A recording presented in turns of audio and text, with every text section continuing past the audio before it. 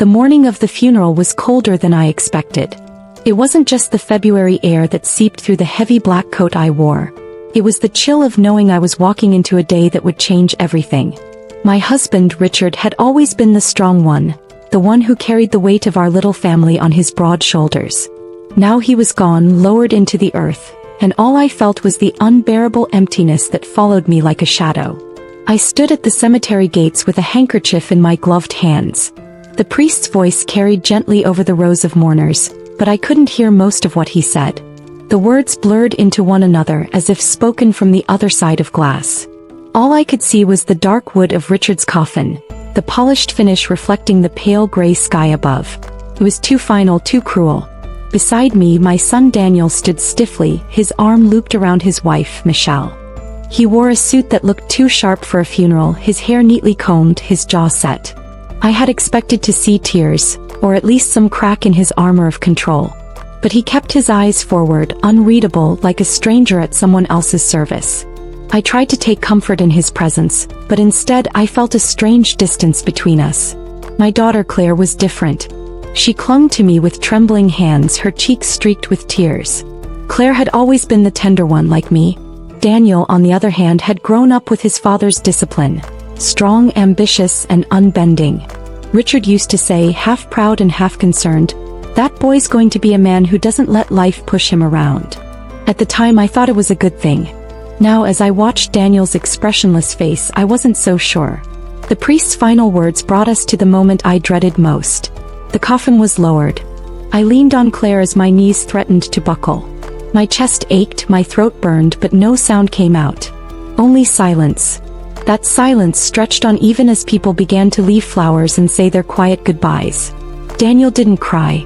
He didn't even shift his weight. He stood like a man carved from stone. Later, at the reception in the church hall, people came up to me with soft voices and sympathetic touches. "He was such a good man, Mary. He'll be missed dearly. If you need anything, we're here." I nodded, smiled weakly, thanked them, but the words hardly reached me. I kept glancing at Daniel, who busied himself speaking to the lawyer who had come to pay respects. Michelle stood at his side, her hand occasionally brushing his arm, her eyes watchful. When I tried to join their conversation, Daniel shifted slightly, placing himself between me and the lawyer. "Mom," he said gently, though his voice carried a firmness that made me pause, "don't worry about all this right now. I'll handle it." Handle it. The phrase was sharp, dismissive. I wasn't sure what it meant at the time, but the way he said it planted a seed of unease in me. That night, after everyone had gone, I sat in the quiet of my living room. The house smelled faintly of the casseroles neighbors had brought over. The grandfather clock ticked steadily, its sound filling the hollow spaces left by Richard's absence. I stared at the empty chair across from mine. His chair, the place he always sat after dinner, reading the paper or watching the evening news. My chest tightened as the memory washed over me. I picked up one of his sweaters draped over the arm of the chair and held it close, burying my face in it. It still smelled like him, a mixture of aftershave and the faint scent of pine from the yard. Tears finally came, hot and unrelenting, soaking the fabric. That was when the front door opened. Daniel stepped inside, his shoes clicking on the hardwood floor. He had let himself in with his key, which Richard had given him years ago. I wiped my eyes quickly, trying to compose myself. "Mom," he said, his voice softer now, almost rehearsed. "You should get some rest." I trailed off, gesturing weakly at the sweater. He looked at me for a long moment, his expression unreadable, before walking over and gently taking the sweater from my hands. "Dad wouldn't want you holding on to things like this. It'll only make it harder." The words stung. I wanted to tell him that this sweater, this chair, this house, everything, was all I had left of his father. But I bit my tongue. Instead, I nodded and whispered, "Maybe you're right." He gave a small smile, one that didn't quite reach his eyes, and patted my shoulder. "Don't worry about the paperwork. I'll take care of everything." Again that phrase. Take care of everything. I tried to sleep that night, but the unease grew heavier. Richard and I had built our life together in this home. We had both worked hard, saved every penny, and made sure the deed to the house was in both our names. It wasn't just a house, it was our legacy, the place we had raised Daniel and Claire. The thought of not being in control of it gnawed at me, though I didn't yet understand why. Days turned into weeks and the rhythm of grief settled in. Mornings were the hardest. I would wake expecting to hear Richard moving around in the kitchen making coffee, whistling softly, but the silence reminded me he was gone. Claire visited often, bringing groceries, sitting with me, sometimes just holding my hand in silence. Daniel, however, came with papers. One afternoon he arrived with a folder tucked under his arm. Michelle followed him in, carrying a confident air that unsettled me. "Mom," Daniel began, placing the folder on the dining table, "we need to go over some of Dad's things. The accounts, the house, all of it." Michelle chimed in before I could respond. "It's best to get these things settled quickly. Less stress for you in the long run." I nodded slowly, though my heart thudded. Daniel opened the folder and began showing me documents, explaining in brisk tones what needed to be signed, what had already been handled. I signed where he pointed, trusting him, though unease prickled at the back of my mind. He was my son after all. But there was one moment that struck me. I reached for one document and noticed Michelle's hand resting lightly on Daniel's arm, her nails tapping in a rhythm as if to signal him. He glanced at her before sliding the paper back into the folder quickly. "Not important right now," he said. I let it go, but the image stayed with me. At night, when the house was quiet again, I sat at the dining table alone, staring at the papers I had signed earlier. My hand trembled as I tried to recall what they said, but the words blurred in my memory. All I remembered was Daniel's steady voice, Michelle's tapping nails, and the growing sense that something was slipping away from me without my knowing. The next morning I walked into Richard's old study. The room smelled faintly of tobacco and leather, the way it always had when he used to sit at the desk balancing accounts. I pulled open the drawers, searching for our deed, the paper that symbolized everything we had built together. But the drawer where we had always kept it was empty. My breath caught in my throat. I pulled out every drawer, checked every file, but the deed was gone. That was the first time the fear truly settled in. And it was the first time I realized grief wasn't the only battle I was about to face. I sat there in Richard's study, my palms flat against the polished wood desk, my heart pounding like it wanted to escape my chest. The drawer was empty. The deed to the house, the one thing Richard had been meticulous about keeping safe, was gone. I leaned back in the chair, staring at the ceiling as though the answers might appear there. The silence of the house pressed down on me, broken only by the faint creak of the old radiator. I whispered to myself, "Richard, where did you put it?" I remembered his voice, calm and certain, only months before he died. He had patted my hand across this very desk.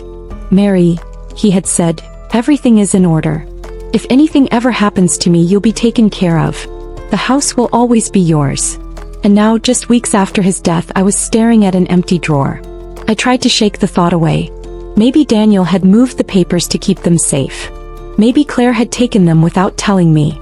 Maybe grief had made me forget where they really were. But deep down, something told me this wasn't forgetfulness. This was intentional. The next time Daniel came by, I decided to test him. "Daniel," I said casually while he stood in the kitchen pouring himself coffee, "do you know where the deed is? I was looking through your father's files and I couldn't find it."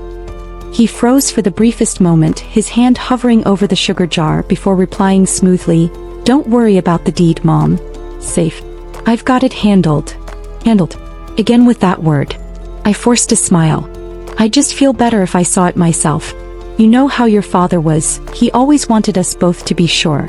He glanced at me, his jaw tightening. "Trust me, Mom. It's better if you don't worry about these things right now. Focus on yourself." His tone was kind on the surface, but underneath it was a firmness that silenced me. I didn't push further. But inside my suspicion grew. That evening Claire called. Her voice was soft, still raw with grief. "Mom, how are you holding up?" I hesitated before answering. I'm managing." He caught the pause. "What is it? I can hear something in your voice." I almost told her everything but stopped myself.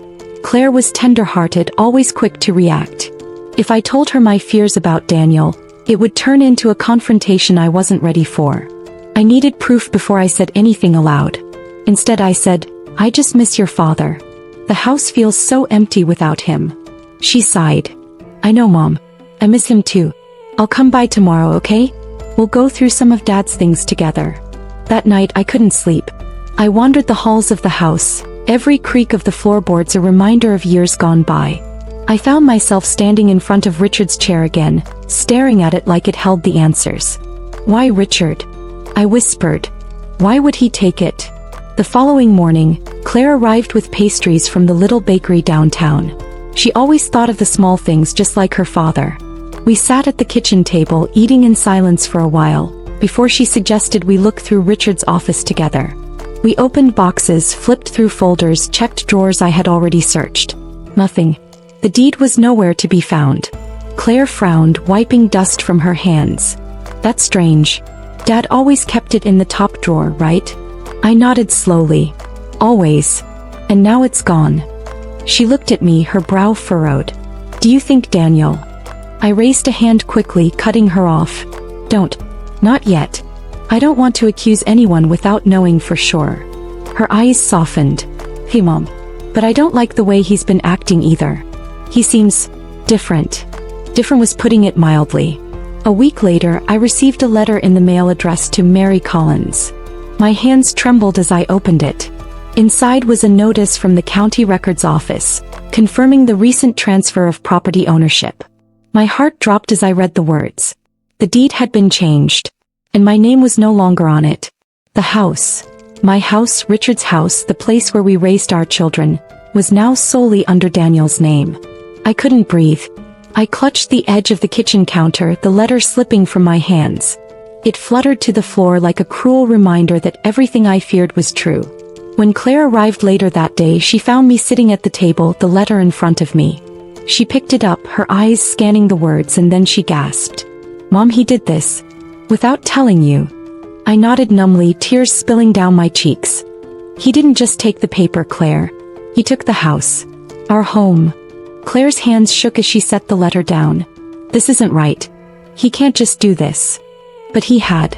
That evening, Daniel came over, unannounced as usual. I confronted him, my voice trembling but firm. "Daniel, I got the letter. The deed has been changed. Why didn't you tell me?" His expression didn't falter. He glanced at Michelle, who stood just behind him, her arms crossed, before turning back to me. "Mom, this is for the best. The house will be safer in my name. It avoids complications down the line." Complications. My voice cracked. "This is my home. Your father and I built this together. How could you do this without telling me?" His jaw tightened, his tone sharper now. "Because you would have worried too much. You don't need that kind of stress. I'm protecting you, Mom. Protecting me." That was his excuse. Michelle finally spoke, her voice cool and calculated. "Mary, you're getting older. These things are complicated. Daniel is just making sure everything is secure. It's really for your benefit." I turned to her, my grief morphing into anger. "This is not your house. You have no right to speak for me." Her eyes narrowed, but she said nothing more. Daniel stepped closer, his voice low. "Mom, I need you to trust me on this. It's already done. The house is mine now. But you'll always have a place here, don't worry about that. A place here. In my own home." That night after they left, I sat at the dining table with Claire. She held my hand tightly, her own tears falling. "We're not going to let him get away with this, Mom. I promise." I stared at the empty space where Richard used to sit, his voice echoing in my mind. "The house will always be yours." But it wasn't anymore. And in that moment, I knew this was only the beginning of a battle I never thought I'd have to fight. Not against strangers, but against my own son. The morning after I confronted Daniel, I woke to a silence that felt heavier than grief itself. It wasn't just the absence of Richard anymore. It was the absence of trust. I walked through the house in my slippers, each room carrying echoes of my life with Richard. The living room still smelled faintly of the polish he used on the wooden furniture. The kitchen window caught the same golden light he used to stand under every morning, sipping coffee before heading out to work. Everything was familiar, and yet it all felt tainted now, like my son's signature had seeped into the walls, claiming what was not his. I touched the frame of a family photo on the wall. Daniel at 12, Claire at 8, both standing proudly with Richard and me in front of this very house. Back then, Daniel had insisted he would one day buy his own house bigger than ours. He had wanted more, always more. Now he had mine. Claire called mid-morning. Her voice was cautious but steady. "Mom, I've been thinking. We need to talk to a lawyer. This doesn't feel legal." I hesitated. The idea of taking my own son to court made my stomach twist. He's still my child, Claire. I don't want to ruin everything. She didn't flinch. He's the one ruining it. If Dad were here, you know what he would say.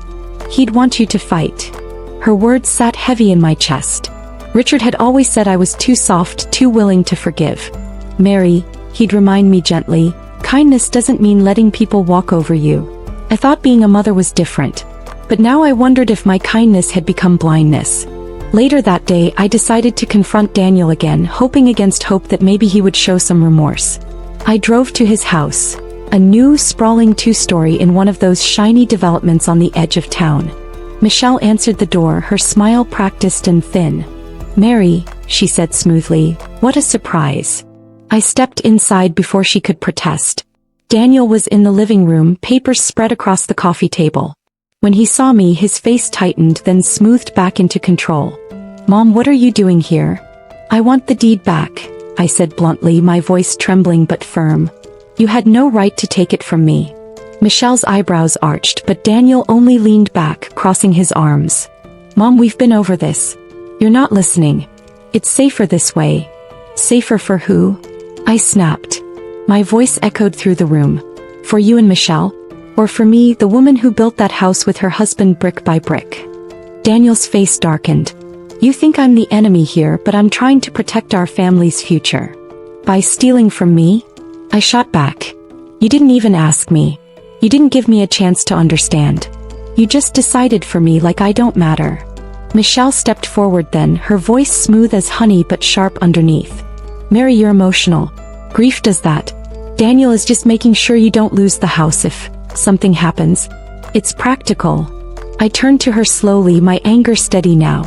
"You married my son, but you didn't marry into ownership of my life. Don't you dare speak for me." For the first time, Michelle's composure cracked. Her lips tightened, her eyes flashing. Daniel raised his hands as if to calm the storm. "Mom," he said softer now, "you still live there. Nothing changes for you." I laughed bitterly. "Everything has changed. Don't you see? That house was my safety, my promise from your father. And now it's yours. You've left me with nothing but your word. And right now, Daniel, your word means nothing." The silence that followed was suffocating. I turned and walked out before either of them could stop me. When I got home, I collapsed onto the couch, tears finally spilling. I felt betrayed, not just as a homeowner but as a mother. I had raised Daniel, loved him and sacrificed for him. And now, with Richard gone, he had stripped me of the very ground I stood on. That night, Claire came over. I handed her a cup of tea with shaking hands and she sat beside me, her eyes fierce. "Mom, you can't let him do this. He's counting on you being too heartbroken, too soft to fight back." I swallowed hard. "What if I lose him completely, Claire? What if I lose my son forever?" He squeezed my hand. "You already lost him, Mom.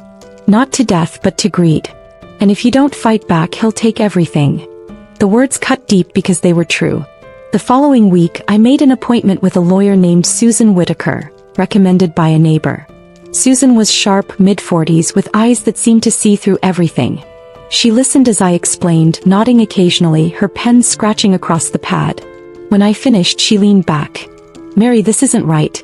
If your name was removed from the deed without your informed consent, there may be grounds to challenge it. Did you sign anything recently?" My cheeks burned. Daniel brought papers.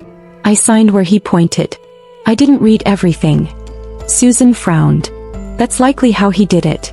He slipped the transfer in with other documents. Unfortunately, it happens more often than you'd think, especially when family is involved." My stomach twisted. "So what do I do?" Susan leaned forward. "We start by requesting the full documentation from the county records office. Then we build a case. It won't be easy, Mary, but you have rights.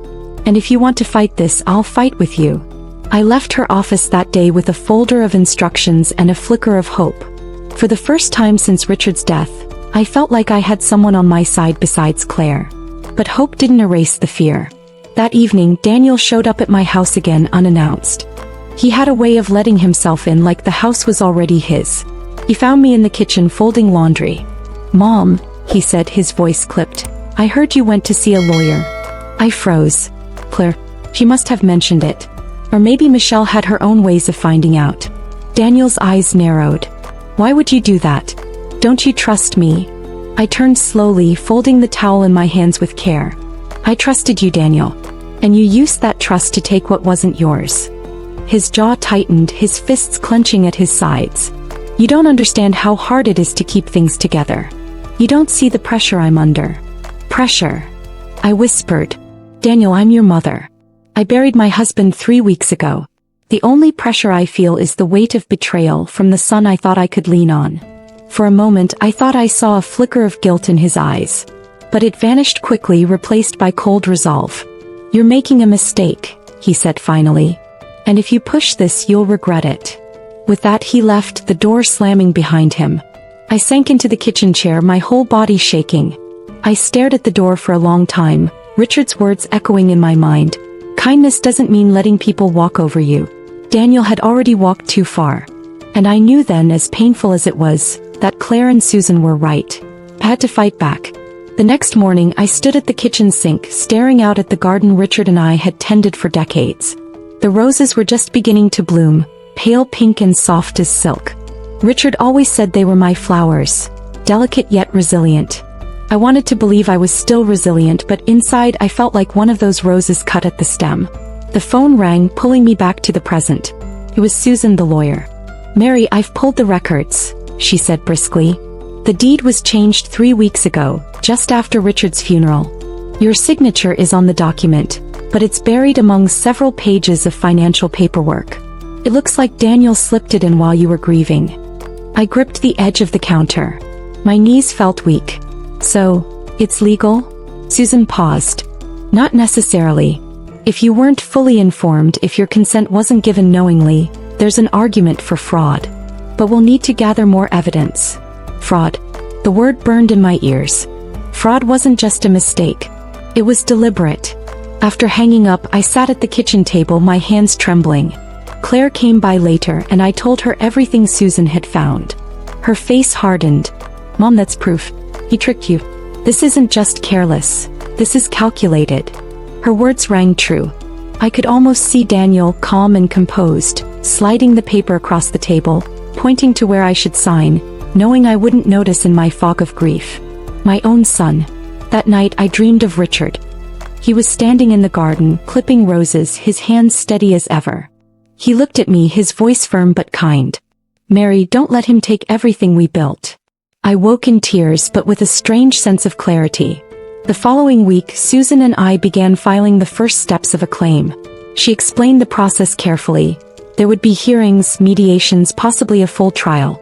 It won't be easy, she warned. Family cases never are. They can get ugly. Are you prepared for that? I hesitated only a moment before answering. Yes, I have to be. Claire supported me every step, but word of the legal action spread quickly. Daniel found out within days. He showed up again, uninvited, this time angrier than I'd ever seen him. He slammed the front door behind him, his voice sharp. What are you doing, Mom? Taking your own son to court? Do you have any idea how humiliating this is? I held my ground, though my heart pounded in my chest. You humiliated me first, Daniel. You took my house, my safety, without asking. You tricked me when I was grieving your father. What kind of son does that? His face twisted. I did it for you. For us. But if you want to drag this family through the mud, then fine. Don't say I didn't warn you. Michelle appeared behind him, her arms crossed, lips pressed into a tight line. She didn't speak, but her presence was loud enough. Leave, I said firmly, surprising even myself with the strength in my voice. If you're not here to make this right, then you have no place in this house. For the first time, Daniel hesitated. His eyes flicked around the kitchen, lingering on Richard's chair, on the photos that still hung on the wall. Then without another word, he turned and left. Michelle followed, shooting me a glare sharp enough to cut glass. The house felt quieter after they were gone, but not peaceful. It was the kind of silence that comes before a storm. Days turned into weeks as Susan filed motions, collected records, and prepared me for what lay ahead.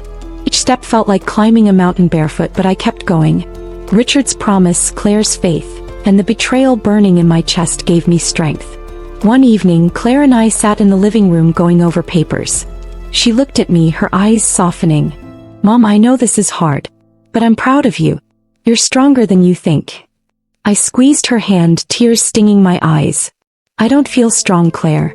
I feel like everything I knew is slipping away. You're still here, she said simply. And you're fighting. That's strength. Her words carried me through the darkest nights. Then came the letter from Daniel's lawyer. It was a formal notice. He was challenging my claim, insisting the transfer was valid, accusing me of trying to undo his protection plan. The language was cold, clinical, and infuriating. Susan reassured me, her tone steady. This is expected. It doesn't change our case. If anything, it shows he's digging in, which means he knows he's vulnerable. Still, seeing it in writing, my own son's legal team positioning me as the unreasonable one, was almost unbearable. The first hearing date was set. As the day approached, I felt a mix of dread and determination. Claire went with me, her presence a constant anchor. We sat in the courthouse hallway, the air thick with tension, until Daniel arrived with Michelle at his side. He looked polished in a dark suit, but his eyes were cold, distant. Michelle clung to his arm, whispering something I couldn't hear. When his eyes met mine, there was no warmth left, no trace of the boy I had raised. Inside the courtroom, the judge called our case. I sat at the plaintiff's table with Susan, my hands trembling under the weight of the moment. Across from me, Daniel sat tall, his lawyer beside him, Michelle watching like a hawk from the bench behind. The hearing was short, procedural, setting timelines, reviewing initial claims, but every word felt monumental. When it was over, we filed out in silence. In the hallway, Daniel brushed past me without a glance. Michelle smirked just slightly before following him out the door. Claire touched my arm gently. Don't let them shake you, Mom. This is just the beginning. We'll get through this. I nodded, though my chest ached. It was only the beginning. And already I was exhausted. That night, I sat in Richard's chair again, staring at the roses through the window, their petals glistening with dew under the moonlight. I thought about everything we had built, not just the house but the life, the family, the love that had once filled these walls. I whispered into the stillness, Richard, I don't know if I can do this without you. But deep inside, a voice answered, not his but my own. You already are. And in that moment I knew I couldn't turn back. The fight for my home, for my dignity, had only just begun. The courthouse smelled faintly of old wood and paper, the kind of place where time seemed to stand still. I had been here before, to pay property taxes, to file mundane paperwork, but never like this. Never to defend my home, my marriage, my life's work against my own son. Susan walked beside me, her heels clicking across the polished floor. She carried herself with calm confidence, as if she were immune to the tension in the air. I tried to borrow some of her strength, but my stomach churned. Claire squeezed my hand before we entered the courtroom. Remember, Mom, you don't have to say much. Susan will do the talking. Just sit tall and let him see you're not backing down. I nodded, though my palms were sweaty. Inside, the room felt larger than life. The judge sat high above us, black robe flowing like a curtain. Lawyers rustled papers, whispered in low voices, the hum of legal machinery at work. Daniel was already there, sitting stiffly beside his lawyer.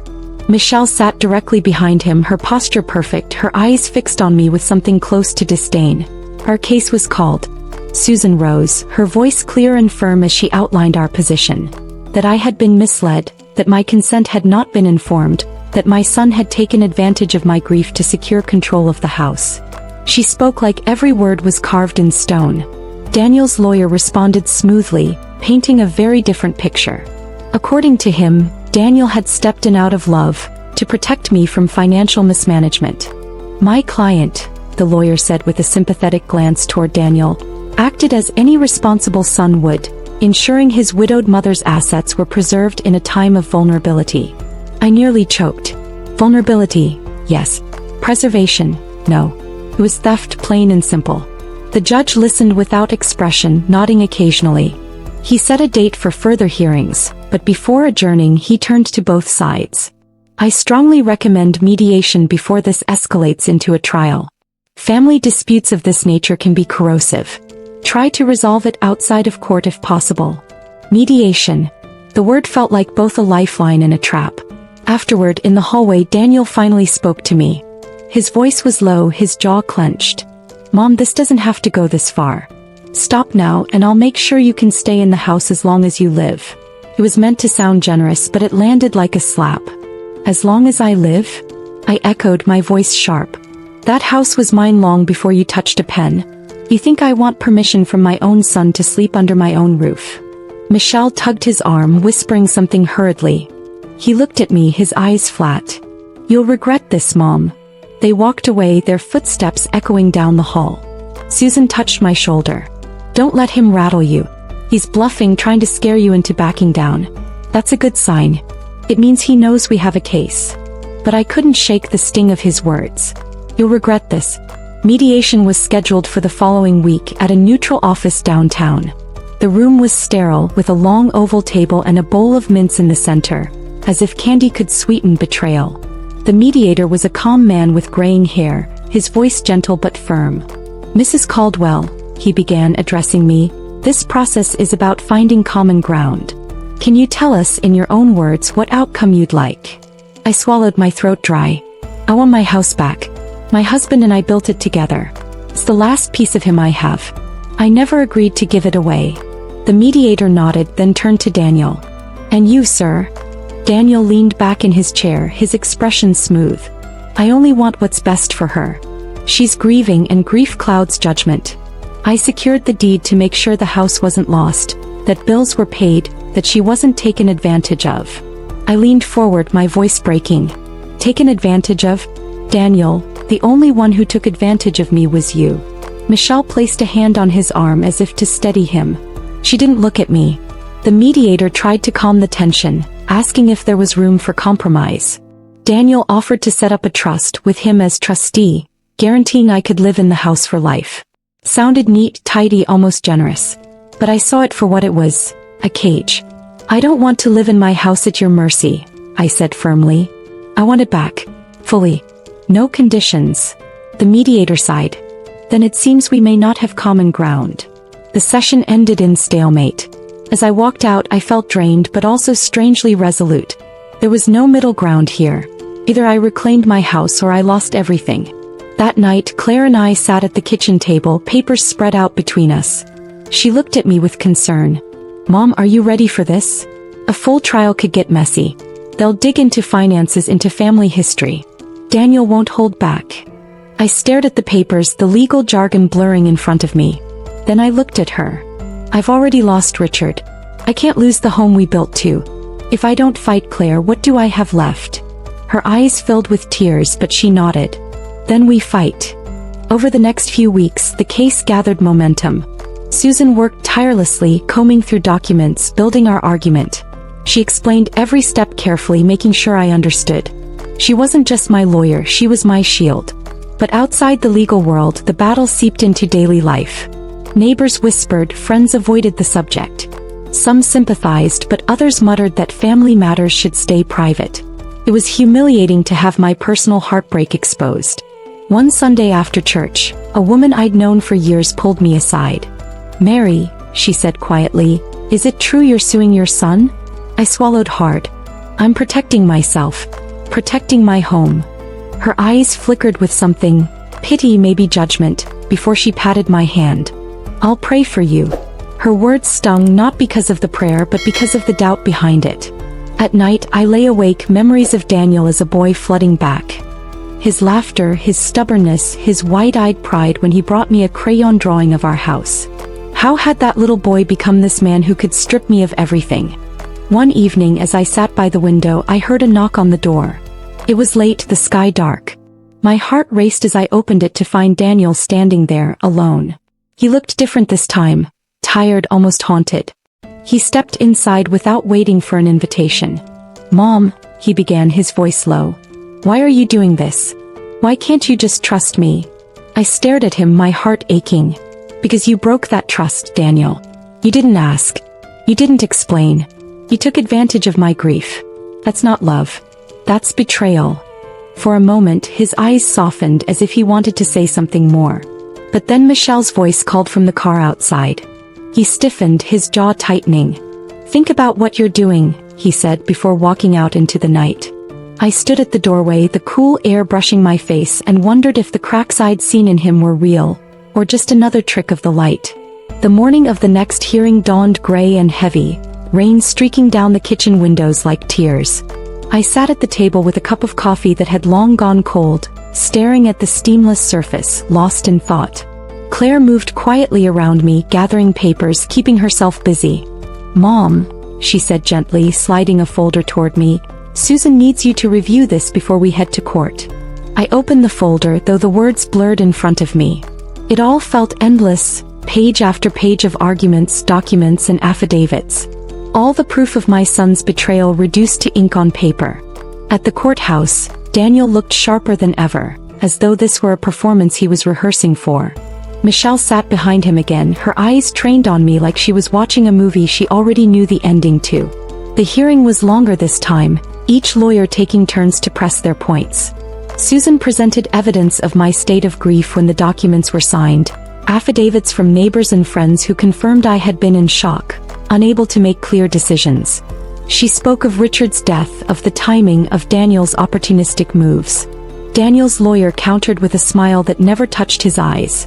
He painted Daniel as a devoted son, a man who had only stepped in to shield his fragile mother from making rash choices. "This is not exploitation," he said smoothly. "It is protection." Protection. That word again rattled in my ears like chains. At one point Susan leaned toward me and whispered, "They're playing the sympathy card. Don't react. Just keep your head up." So I sat silent, my hands folded tightly in my lap, while my son sat a few feet away spinning lies that tore at my heart. When the session adjourned, Susan assured me we were making progress, but I felt drained, as though the courtroom had sucked the very marrow out of my bones. Outside, Claire and I walked slowly to the car. The rain had stopped, leaving the pavement slick and shining. She put her arm around me. "You did great, Mom. You didn't let them see you break." I wanted to believe her. But that night, alone in the house, I found myself wandering from room to room. Every corner whispered Richard's memory. The chair where he read his morning paper. The hallway where he'd hang his coat. Our bedroom now too large, too empty. And in every memory, a shadow of Daniel hovered. The boy who used to run through these halls with scraped knees and laughter. The man now trying to strip it all away. I couldn't reconcile them. The next day Susan called with news. "Mary, during discovery we found something important. There are financial records showing Daniel withdrew funds from your joint account right after the deed transfer. Significant amounts." My heart dropped. "How much?" "Nearly 50,000, she said. 50,000. I gripped the phone tighter. That wasn't protection. That was theft. Claire was livid when I told her. "He's not just after the house. He's bleeding you dry. This proves it, Mom. He's in deeper than we thought." The revelation gave Susan ammunition, but it also raised the stakes. Daniel wasn't just trying to control my home. He was already spending what wasn't his. At the next pretrial meeting, Susan presented the evidence. Daniel's lawyer tried to explain it away as household expenses, but Susan cut him off sharply. "Expenses don't include personal investments and luxury purchases. We have the statements. This isn't oversight. It's deliberate." For the first time I saw a flicker of unease cross Daniel's face. He shifted in his chair, glancing briefly at Michelle. Her expression faltered too, just slightly, before she masked it with her usual cold stare. That tiny crack gave me strength. Afterward, in the parking lot, Claire hugged me tight. "Did you see him? He's nervous, Mom. He knows we've got him." I allowed myself a small, trembling smile. For the first time, I think we might win. But victory still felt far away. The days that followed were filled with preparation. Susan coached me on how to testify if it came to trial. Answer honestly, directly. Don't embellish. The truth is on your side, and that's powerful. At night, I practiced in the mirror. "Did you understand what you were signing?" I would whisper to my reflection. "No. I was grieving. My husband had just died. I wasn't thinking clearly." The truth was simple, but saying it out loud was like reopening a wound. One evening, while Claire and I sat going over documents, there was a knock on the door. It was Daniel. He stood in the doorway, looking worn, his shoulders slumped. For a moment, he wasn't the cold man from the courtroom. He was my son again. "Mom," he said softly, "can we talk?" Claire bristled beside me. "We don't owe him anything." But I gestured for him to come in. He sat at the table, his hands clasped tightly, his eyes darting around the room like he was afraid to meet mine. I never wanted it to get this far. Thought I was helping, Michelle said. He cut himself off, shaking his head. Michelle said what? I pressed. He didn't answer, only rubbed his temples. Claire's voice was sharp. You took $50,000, Daniel. You lied about the deed. That's not helping. That's stealing. His eyes flicked to hers, then back to me. I just wanted security. For all of us. I was scared. After Dad died, I didn't know how to handle it. I searched his face, looking for sincerity, for some glimpse of the boy I raised. But all I saw was a man tangled in his own excuses. Daniel, I said quietly, if you're truly sorry, undo it. Give me back my house. Give me back what you took. He looked away, his jaw tightening. I can't. And just like that, the moment was gone. He stood abruptly and left, the door slamming behind him. Claire sat back, her face pale with fury. He's lost, Mom. He's too far gone. I wanted to believe there was still hope, but deep down I knew she was right. The next morning, Susan called with another update. The judge has set a trial date. We're going to court. The words hung in the air like a bell tolling. Final. I felt fear curl in my stomach, but also a spark of determination. It was happening. The battle for my home, for my dignity, for the promise Richard and I built together. It was moving to the final stage. And I would be ready. The courthouse loomed larger than ever that morning, its stone columns shadowing the crowd of people filtering inside. I clutched my handbag to my chest like a shield. Every step felt heavier than the last. This was no longer whispers or mediation. This was a trial. Claire walked close beside me, her arm brushing mine, steadying me when my knees wanted to give out. Susan was already waiting at the doors, a stack of files in her arms and determination in her stride. Remember, she said firmly, this is your story, your truth. We just need to show the court how it was twisted against you. I nodded, though my heart pounded like a drum. Inside, the courtroom buzzed with energy. Reporters weren't here. This wasn't high-profile news, but the air carried a quiet electricity. People leaned in to catch whispers, the shuffle of papers echoed like thunder, and the judge's bench towered above it all, a symbol of authority that felt both reassuring and terrifying. Daniel sat across the room at the defendant's table. He wore a sharp navy suit, his hair trimmed neatly. If I didn't know better, I might have thought he was a respectable man fighting to protect his mother. But I did know better. His posture was stiff, his gaze set straight ahead. Michelle sat directly behind him, whispering into his ear before the session began, her eyes sweeping the room with cold calculation. The bailiff called the court to order. The judge entered, his robe flowing, his face unreadable. My breath caught in my throat. Susan rose first. Your Honor, this is a case of undue influence, deception, and financial exploitation of a grieving widow. The plaintiff, Mary Caldwell, lost her husband unexpectedly. Within weeks, her son manipulated her into signing over the deed to her family home. Evidence will show she did not understand the transaction, and that her son has already diverted significant funds for his personal gain. Her voice carried power, slicing through the quiet room. Then Daniel's lawyer stood, his tone smooth and reassuring as if he were telling a bedtime story. Your Honor, this is not exploitation. This is love. My client acted to protect his widowed mother during a time when she was vulnerable. He stepped in where others would not, ensuring the family assets were secure and responsibly managed. Love. The word made me flinch. If that was love, then what was betrayal? The judge nodded. We'll begin with testimony. Mrs. Caldwell, please take the stand. My legs trembled as I walked forward. The bailiff held out a Bible and I placed my hand on it, swearing to tell the truth. My voice cracked as I said the words. The seat on the witness stand felt colder than ice. Susan approached me first, her tone gentle. Mrs. Caldwell, can you tell the court about your husband's passing? I swallowed, the lump in my throat nearly choking me. Richard, he died of a heart attack. It was sudden. One morning he was gone. I was lost. We'd been married 50 years. Everything we built together. Susan nodded softly. And in the days that followed, how were you feeling? My eyes blurred with tears. Broken. I could barely get out of bed. My daughter Claire, she helped me. But I wasn't thinking clearly. I wasn't myself. Susan let the silence sit, the weight of my grief filling the room. Then she asked, "Do you remember when Daniel asked you to sign papers related to the house?" I nodded. Yes. He came with Michelle. He said it was just to make sure the bills would be taken care of, that everything would be easier. I trusted him. He's my son. I didn't read it carefully. I just signed. Susan's voice sharpened. "Did you understand at the time that you were giving him ownership of your home?" "No," I whispered, shaking my head. "I thought it was just paperwork for the mortgage. I never would have given away the house. Never."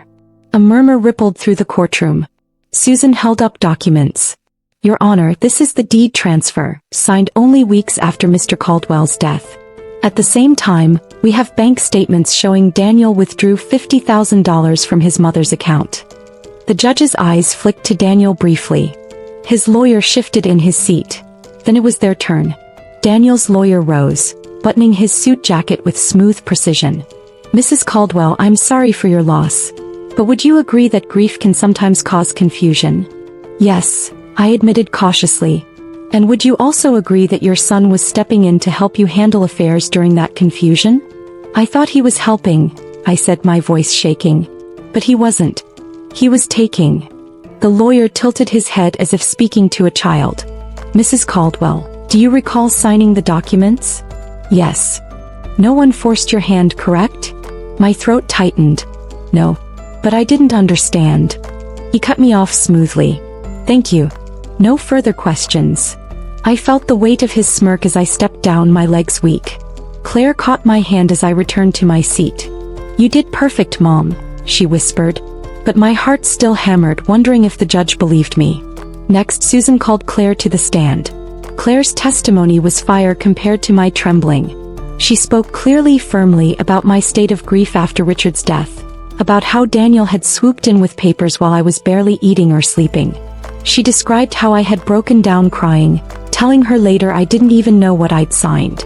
When Daniel's lawyer cross-examined, he tried to paint Claire as jealous, a daughter angry that her brother had more control. But Claire didn't flinch. "This isn't about control," she said, her voice cutting through the courtroom. "It's about respect. And my brother showed none." I wanted to applaud her, but I stayed still, gripping the edge of the bench. By the time the session adjourned, I felt wrung out. My body was exhausted, my emotions stretched thin. Yet under it all, a flicker of something burned brighter: resolve. As we left the courthouse, reporters weren't waiting, but neighbors were. A few familiar faces from church stood outside, watching, whispering. Some gave me nods of quiet encouragement. Others avoided my eyes. Back at home, I collapsed onto the couch, tears spilling down my cheeks. Claire sat beside me, rubbing my back. "Mom, you were brave today. Dad would be proud." Her words pierced me, both comfort and pain. That night, alone in my room, I stared at Richard's photo on the nightstand. "I'm trying," I whispered. "I'm fighting for what we built. I hope I'm strong enough." The trial had only just begun, but the cracks in our family foundation were already wide open. And I knew deep down that before it ended, something would shatter completely. The second day of the trial carried an even heavier weight. As I dressed that morning, I caught myself staring in the mirror, wondering how many more times I would have to climb those courthouse steps before this nightmare ended. My reflection looked tired, older than I remembered, but behind my weary eyes there was steel. Richard would have wanted me to see this through. Claire drove us again, the silence between us filled with unspoken determination. Outside the courthouse, Daniel and Michelle stood together, speaking in hushed tones with his lawyer. Michelle wore a perfectly tailored dress, her expression cool and unreadable, but her arm brushed Daniel's like a tether, keeping him firmly in her corner. Inside, the courtroom felt even more charged. The judge wasted little time. "We will proceed with the defense's case. Mr. Caldwell, please take the stand." My son stood, smoothing his suit, and walked to the witness stand. For a moment, I remembered him as a boy standing nervously on a school stage during a spelling bee, his hands fidgeting, his voice cracking. Now he looked poised, confident, a man ready to rewrite history. He was sworn in, then sat, clasping his hands together. His lawyer approached. "Daniel," the lawyer began warmly, "can you tell the court why you asked your mother to sign the documents related to the family home?" Daniel cleared his throat. "Yes. After Dad passed away, things were chaotic. Bills, property taxes, accounts. It was overwhelming. She wasn't herself. I worried she might make mistakes or worse, be taken advantage of by outsiders. So I thought it best to take on the responsibility. Did you force her to sign anything? No, of course not. I explained it to her. She agreed. She trusted me. His lawyer nodded as if Daniel were reciting gospel truth. And the withdrawals from her bank account? Daniel shifted slightly, but his voice remained smooth. Those were for household expenses. Repairs, maintenance, things Mom didn't have the energy to handle. Every cent was for her benefit. I clenched my fists, nails digging into my palms. Lies rolled off his tongue with ease. Susan rose for the cross-examination, her heels clicking sharply on the wooden floor. Her eyes locked on Daniel like a hawk. Mr. Caldwell, you claim the money you withdrew was for household expenses. Correct. Yes. She held up a document. Do these look like household expenses to you? A down payment on a boat. A series of stock investments. Luxury shopping trips. Do you expect this court to believe those were for your grieving mother? A ripple of gasps moved through the courtroom. Daniel's jaw tightened. I intended to provide returns. Investments for the family's future. Susan's voice cut through his excuse. Investments in your name, not your mother's. Isn't that true? Daniel hesitated. Yes, but... No further questions. The judge's gaze lingered on Daniel a moment longer than usual, his expression unreadable but stern. Claire leaned close to me and whispered, "He's cracking." I nodded slightly, though my chest ached at the sight of him unraveling in front of strangers. This was my son, my flesh and blood, reduced to half-truths and self-preservation. But the defense wasn't finished. Michelle was next. When her name was called, she rose gracefully, her heels clicking in rhythm like she owned the very floor. She swore her oath with a calm smile and sat on the stand, her posture perfect, her chin slightly raised. The lawyer began. Michelle, as Daniel's wife, you were present during much of this. Can you tell the court your perspective? She leaned forward slightly, her voice silky. Yes. I saw how devastated Mary was after Richard's death. She wasn't eating, barely speaking. Daniel had to step in, otherwise things would have fallen apart. He did it out of love, not greed. Her eyes slid toward me briefly, feigning sympathy before turning back to the lawyer. I supported him because I believed it was the only way to protect his mother. Families do what's necessary even when it's hard. Susan stood for her cross-examination. Her tone was sharp. Michelle, did you benefit financially from the funds Daniel withdrew? Michelle's smile didn't waver. We share finances. Of course I was part of it. But it was for the household, as Daniel said. Susan flipped through documents. Did your household include a luxury vacation to the Bahamas 2 months after Richard's death? Michelle's lips pressed together for the first time. We needed a break. Grief is heavy. Even Daniel needed time to heal. The courtroom murmured again. Susan's eyes narrowed. So, while Mary was sitting alone in the house she built with her husband, grieving his death, you and Daniel were sunbathing in the Bahamas, with her money. Is that correct? Michelle's smile faltered. That's not fair. Answer the question. Yes, she said finally, her voice sharp. Susan let the silence hang for a moment, then said, no further questions. When Michelle stepped down, her confidence was dimmed, though not extinguished. She slipped back into her seat beside Daniel, whispering fiercely in his ear. He nodded, his jaw tight. The judge called for a recess. The courtroom emptied into the hallway, voices buzzing like bees. Claire guided me outside for air. Mom, we've got them, she said, her eyes blazing. The judge saw through it. Susan tore them apart. I wanted to believe it. But fear still gnawed at me. Trials weren't predictable. Lies sometimes dressed themselves as truth convincingly enough to win. That evening back home I found myself pacing. Every corner of the house felt fragile, as though the walls themselves were listening to the battle being waged over their ownership. I sat in Richard's chair, gripping its arms, feeling his absence like a hollow space inside me. Richard, I whispered, staring at his photograph on the mantel, I'm fighting. I'm trying to protect what we made. But our own son, how did we get here? Tears blurred my vision. But beneath them something stronger pulsed, anger not just at Daniel but at Michelle too. She had fanned the flames of his ambition, whispering in his ear, convincing him this betrayal was justified. That night I wrote in my journal the words flowing like a promise. I will not let them win. Not with lies. Not with greed. This house is mine. Ours. And I will fight until my last breath. The trial was far from over, but the tide had shifted. The cracks in Daniel and Michelle's story were widening. The court had seen glimpses of the truth. All that remained was to drive it home. The fifth day of the trial dawned gray, as though the sky itself shared the weight pressing down on my shoulders. I stood at the window sipping coffee, staring at the trees swaying outside. Their roots held firm even as the wind pushed them this way and that. I clung to that image. Roots. Strength. Endurance.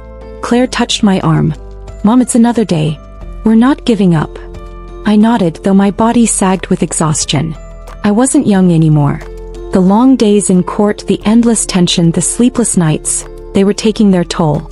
But I couldn't show weakness now. Daniel and Michelle would pounce on it like wolves.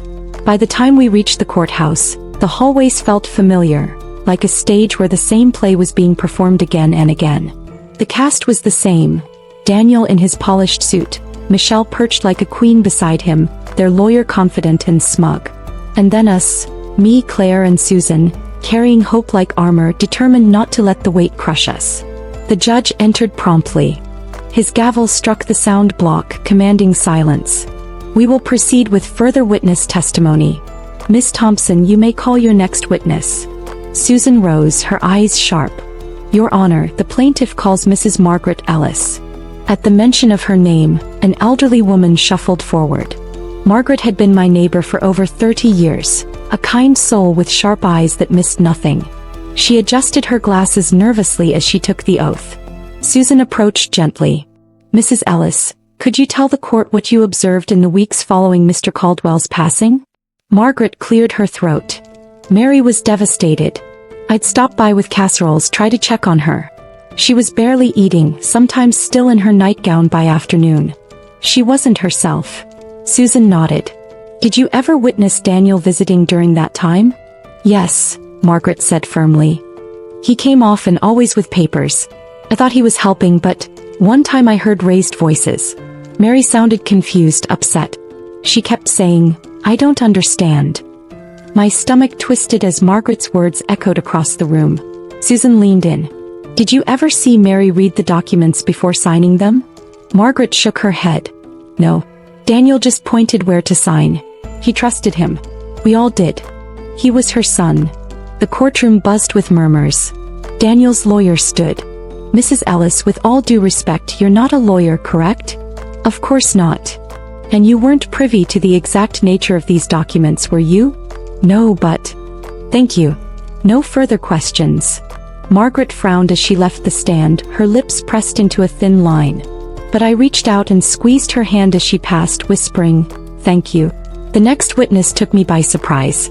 Susan called Peter Lawson, our old family friend and Richard's fishing buddy. My heart ached as I saw him walk forward. His weathered face carried both grief and determination.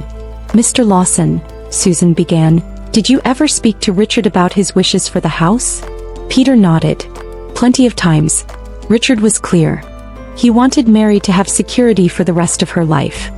He always said, this house is hers if anything happens to me. He didn't trust fancy paperwork or loopholes.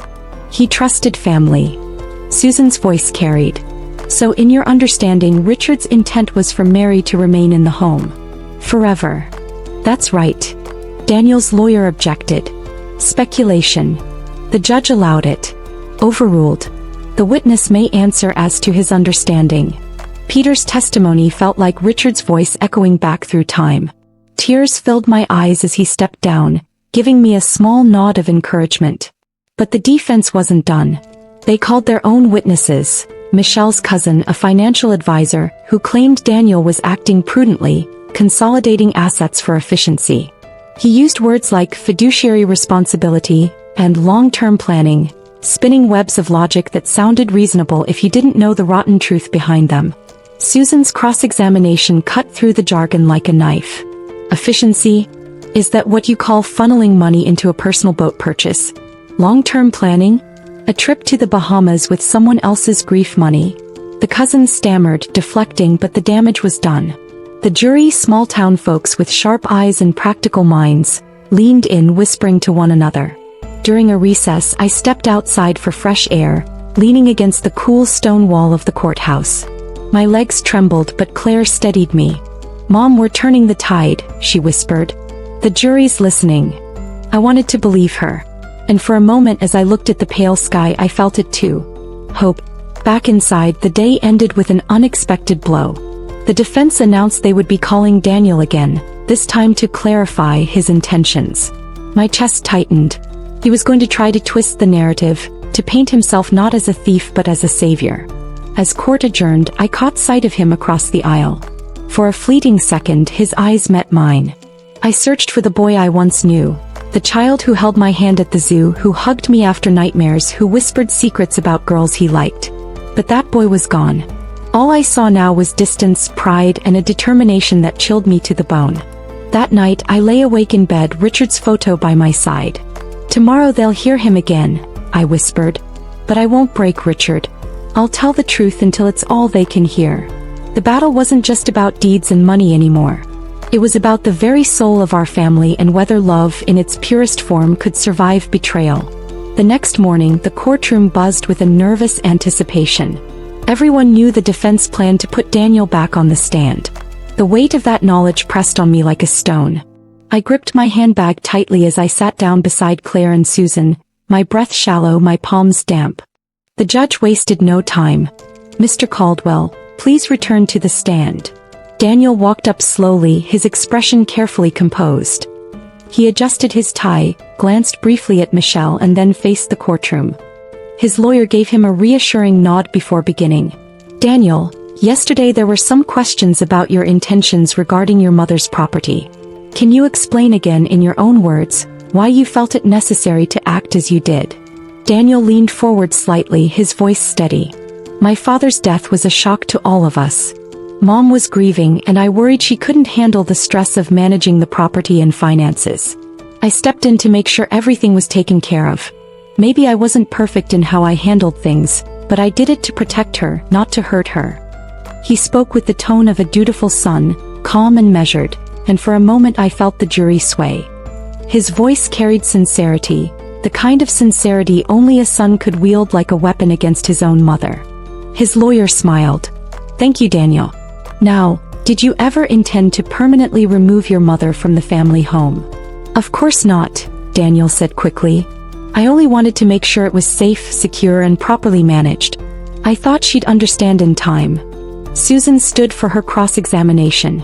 Her eyes narrowed slightly, her posture confident as she stepped toward him. "Mr. Caldwell," she began, "you say you acted to protect your mother.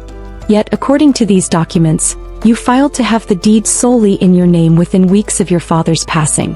Is that correct?" Daniel shifted in his chair. "Yes, but only to streamline things.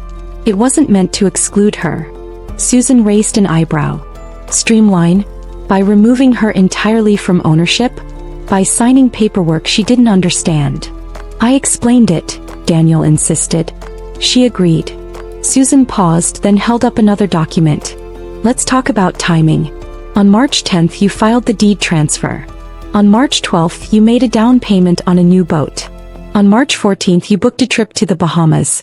Do you still claim this was about streamlining for your mother's benefit?" The courtroom erupted in murmurs. Daniel's jaw clenched. Those were separate decisions. They weren't connected. Susan pressed on, her voice rising just enough for emphasis. "Separate decisions paid for with the same funds you withdrew from her account. Isn't that right?" Daniel's face flushed. "I was planning investments for the family's future." Susan stepped closer, her eyes sharp. "For the family's future or for yours and Michelle's comfort? Because while your mother sat alone in grief, you were sunbathing on white sand beaches.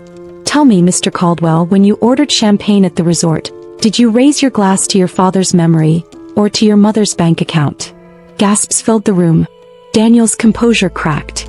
"That's not fair," he shouted, his voice echoing off the walls. The judge banged his gavel. "Order. Mr. Caldwell, control yourself." Daniel sat back, breathing hard, his eyes darting toward Michelle. She leaned forward, whispering something quickly. His face hardened again, but the damage was done. The jury had seen the crack. Susan returned to her table, her expression calm but satisfied. After a brief pause, the defense surprised us by calling Michelle again. My stomach twisted as she walked gracefully to the stand, her confidence intact despite yesterday's cross-examination. Her lawyer spoke softly. "Michelle, can you help clarify your husband's intentions? What was life like in the months after Richard's passing?" Michelle folded her hands. "It was hard.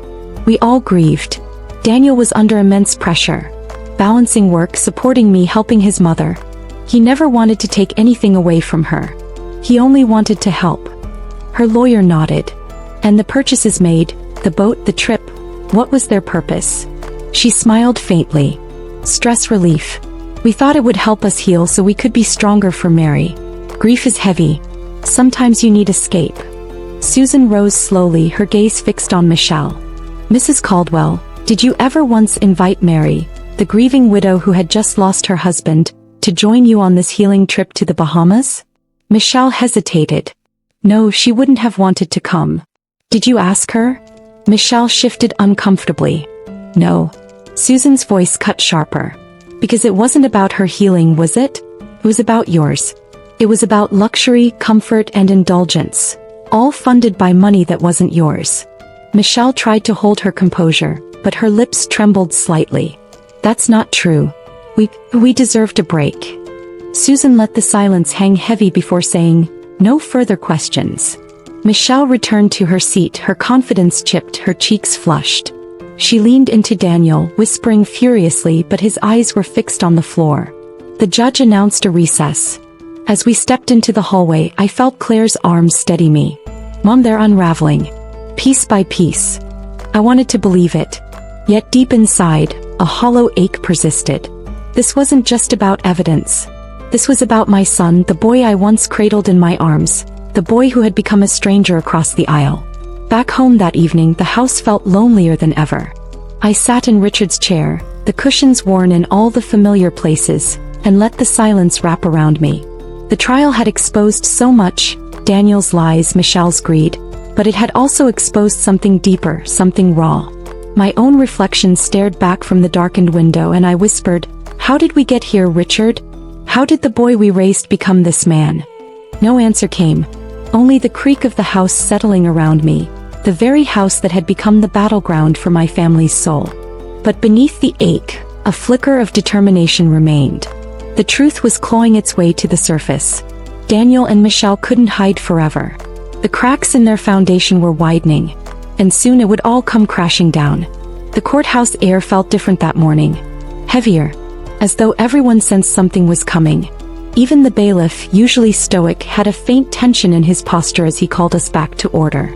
I clutched my handbag against my lap and whispered a silent prayer. Susan leaned close. "Today is big, Mary. I need you steady."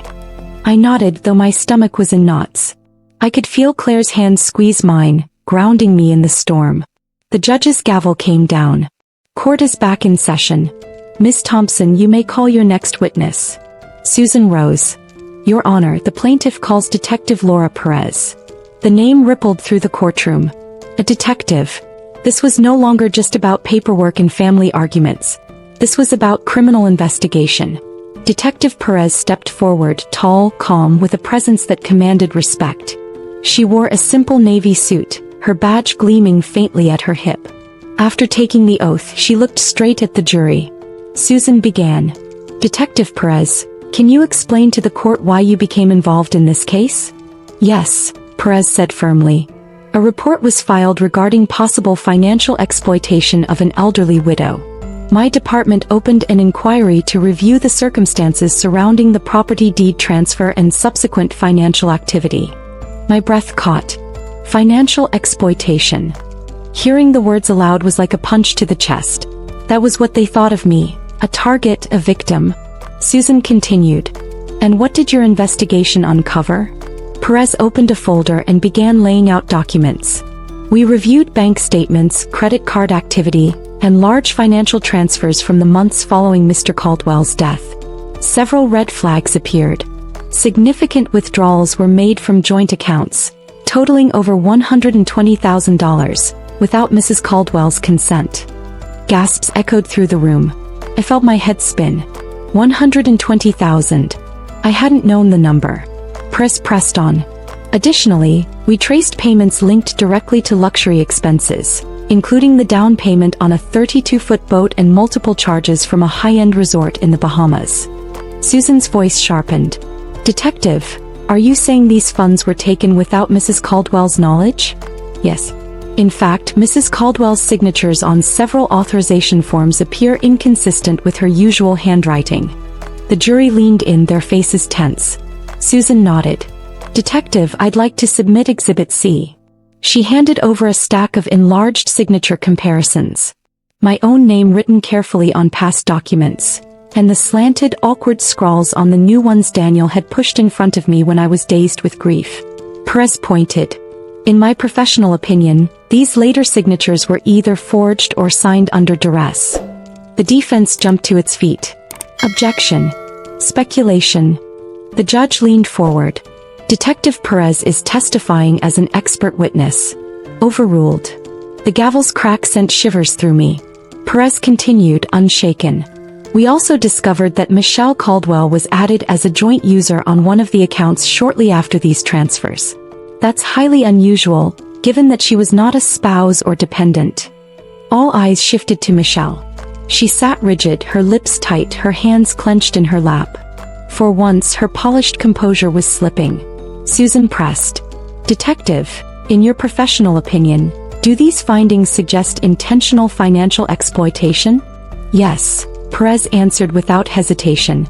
The evidence strongly supports that conclusion. The words rang in the air, heavy and undeniable. My heart pounded so hard I could hear it in my ears. Daniel shifted in his chair, his jaw tight, his face pale. When Susan finally said, "No further questions," the courtroom buzzed like a hive. The defense lawyer tried to claw back ground. Detective Perez, isn't it true that grieving families often make irregular financial decisions? Couldn't these simply be mistakes or poor judgment, not crimes? Perez's gaze was steady. Grief doesn't explain forged signatures. The lawyer faltered. Perhaps Mrs. Caldwell gave verbal consent? Perez shook her head. If so, why the attempt to mimic her handwriting? The defense stumbled to a halt. The silence was crushing. When the judge called for recess, the hallway outside exploded in whispers. Reporters scribbled furiously. Strangers looked at me with pity, some with admiration. Claire guided me to a bench, her face lit with a mix of outrage and hope. Mom, did you hear her? Forgery. Financial exploitation. This isn't just us saying it anymore. The law sees it too. I nodded, but my throat ached too much to speak. I was caught between devastation and relief. Devastated that my own son could sink so low. Relieved that the truth was finally clawing its way into the light.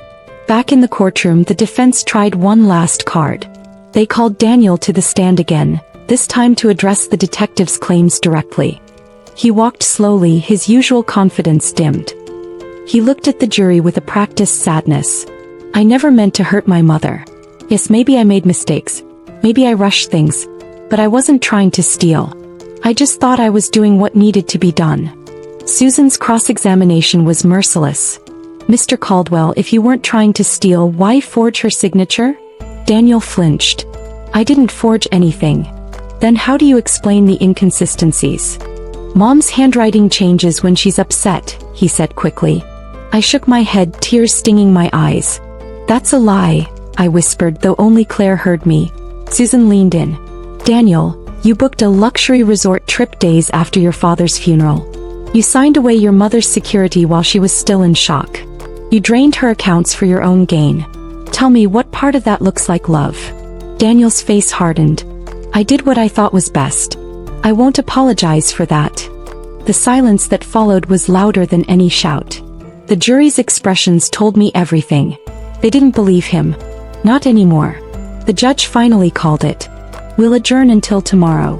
As I left the courtroom, I felt my knees weak but my spirit stronger than it had been in months. The truth was breaking through the lies. Piece by piece, day by day, Daniel's fortress was crumbling.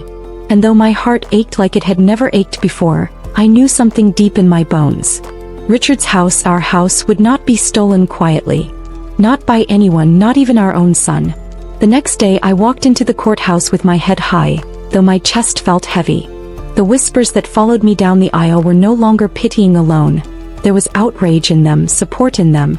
For the first time I felt the weight shift. People weren't just looking at me as a broken widow. They were looking at me as a woman fighting for her dignity. Claire squeezed my hand. Mom, today's going to be hard. But trust Susan. She's building something here. Susan didn't waste time. She stood tall, her papers stacked neatly in her hands. Your Honor, the plaintiff would like to introduce new evidence recovered during Detective Perez's ongoing investigation. The judge adjusted his glasses. Proceed. Susan nodded to Perez, who stepped forward once again, this time carrying a slim black folder. She opened it slowly, her voice steady. During our investigation, we obtained communication records between Daniel Caldwell and Michelle Caldwell. These include text messages and emails. With the court's permission, I will read a few excerpts. The defense leapt up. Objection, Your Honor. Relevance and invasion of privacy. Susan's voice cut like steel. Your Honor, these communications directly reference financial dealings tied to the fraudulent deed transfer and use of Mrs. Caldwell's funds. They are highly relevant. The judge frowned, but after a pause he nodded. Objection overruled. Proceed. Perez unfolded the papers. On February 28th, just 3 days after Mr. Caldwell's funeral, Michelle texted Daniel, "We need to get the paperwork done now before she starts asking questions." Gasps rippled through the courtroom. Perez continued. On March 2nd, Daniel replied, "She's too emotional to notice.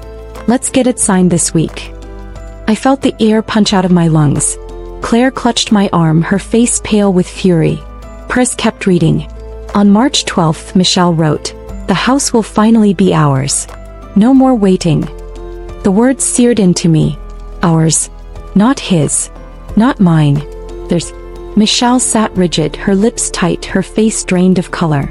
Daniel's hands fidgeted in his lap, his composure visibly unraveling. Susan's voice sharpened.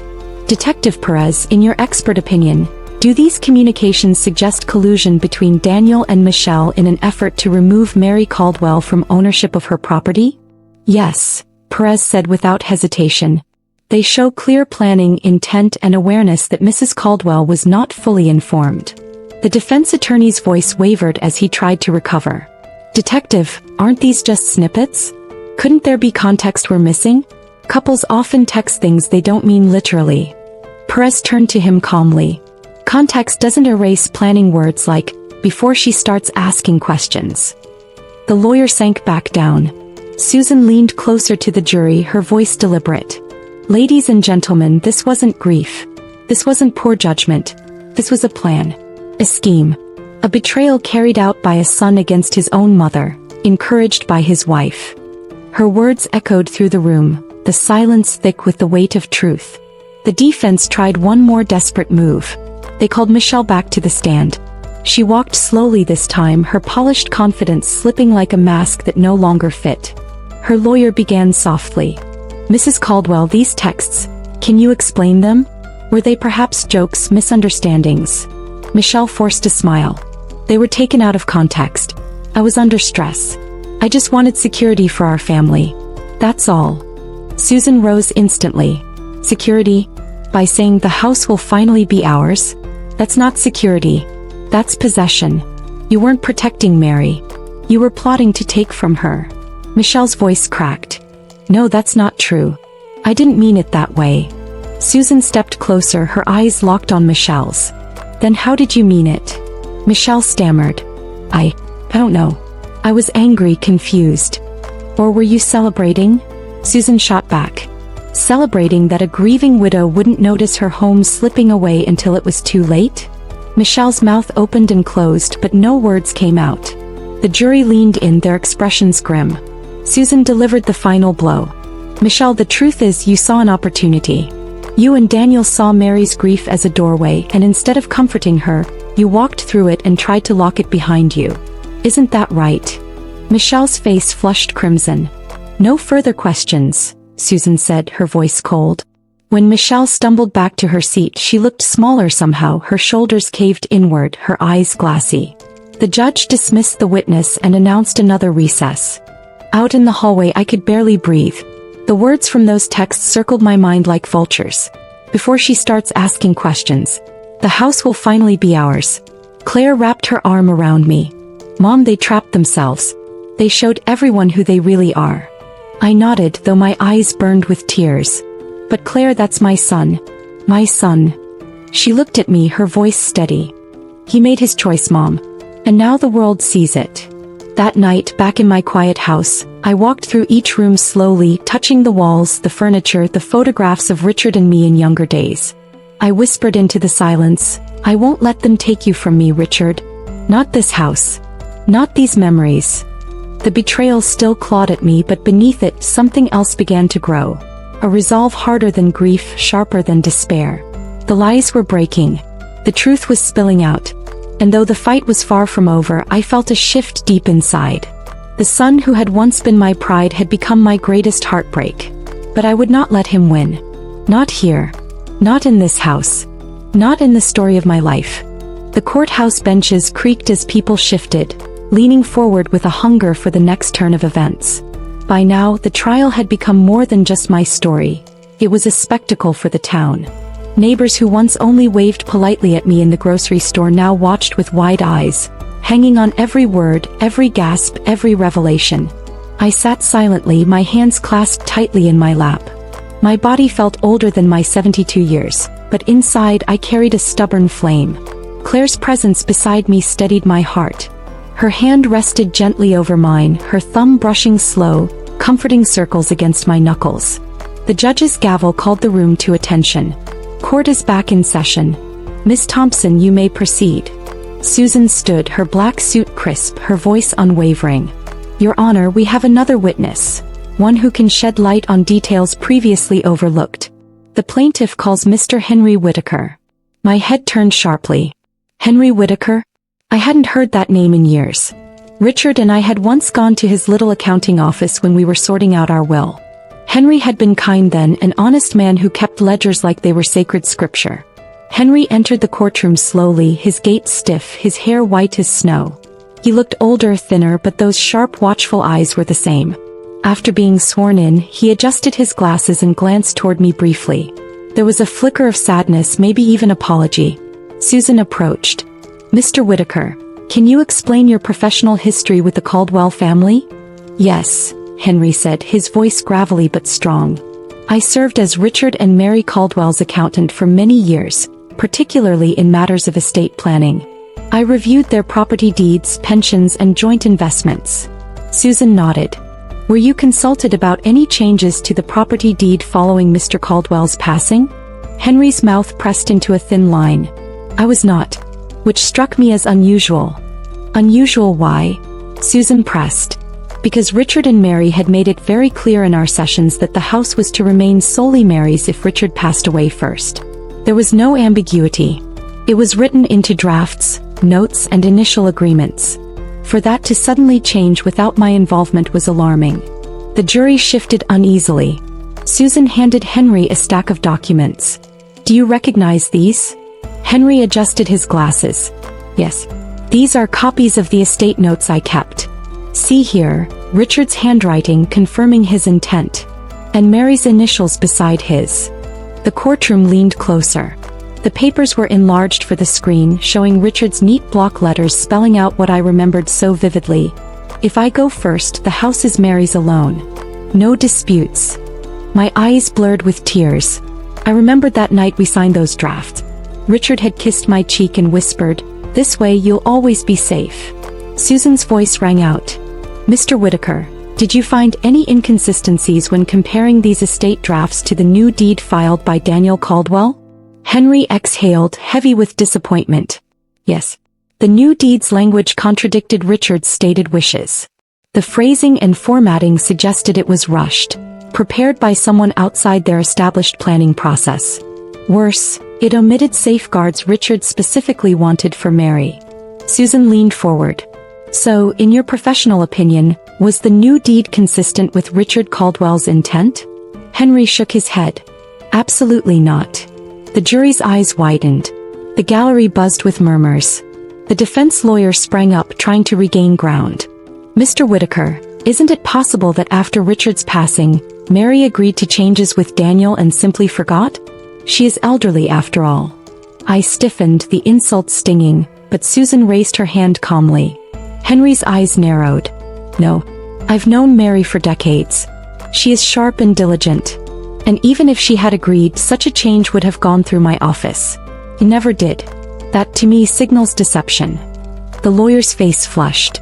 But surely Daniel believed he was acting in the family's best interest.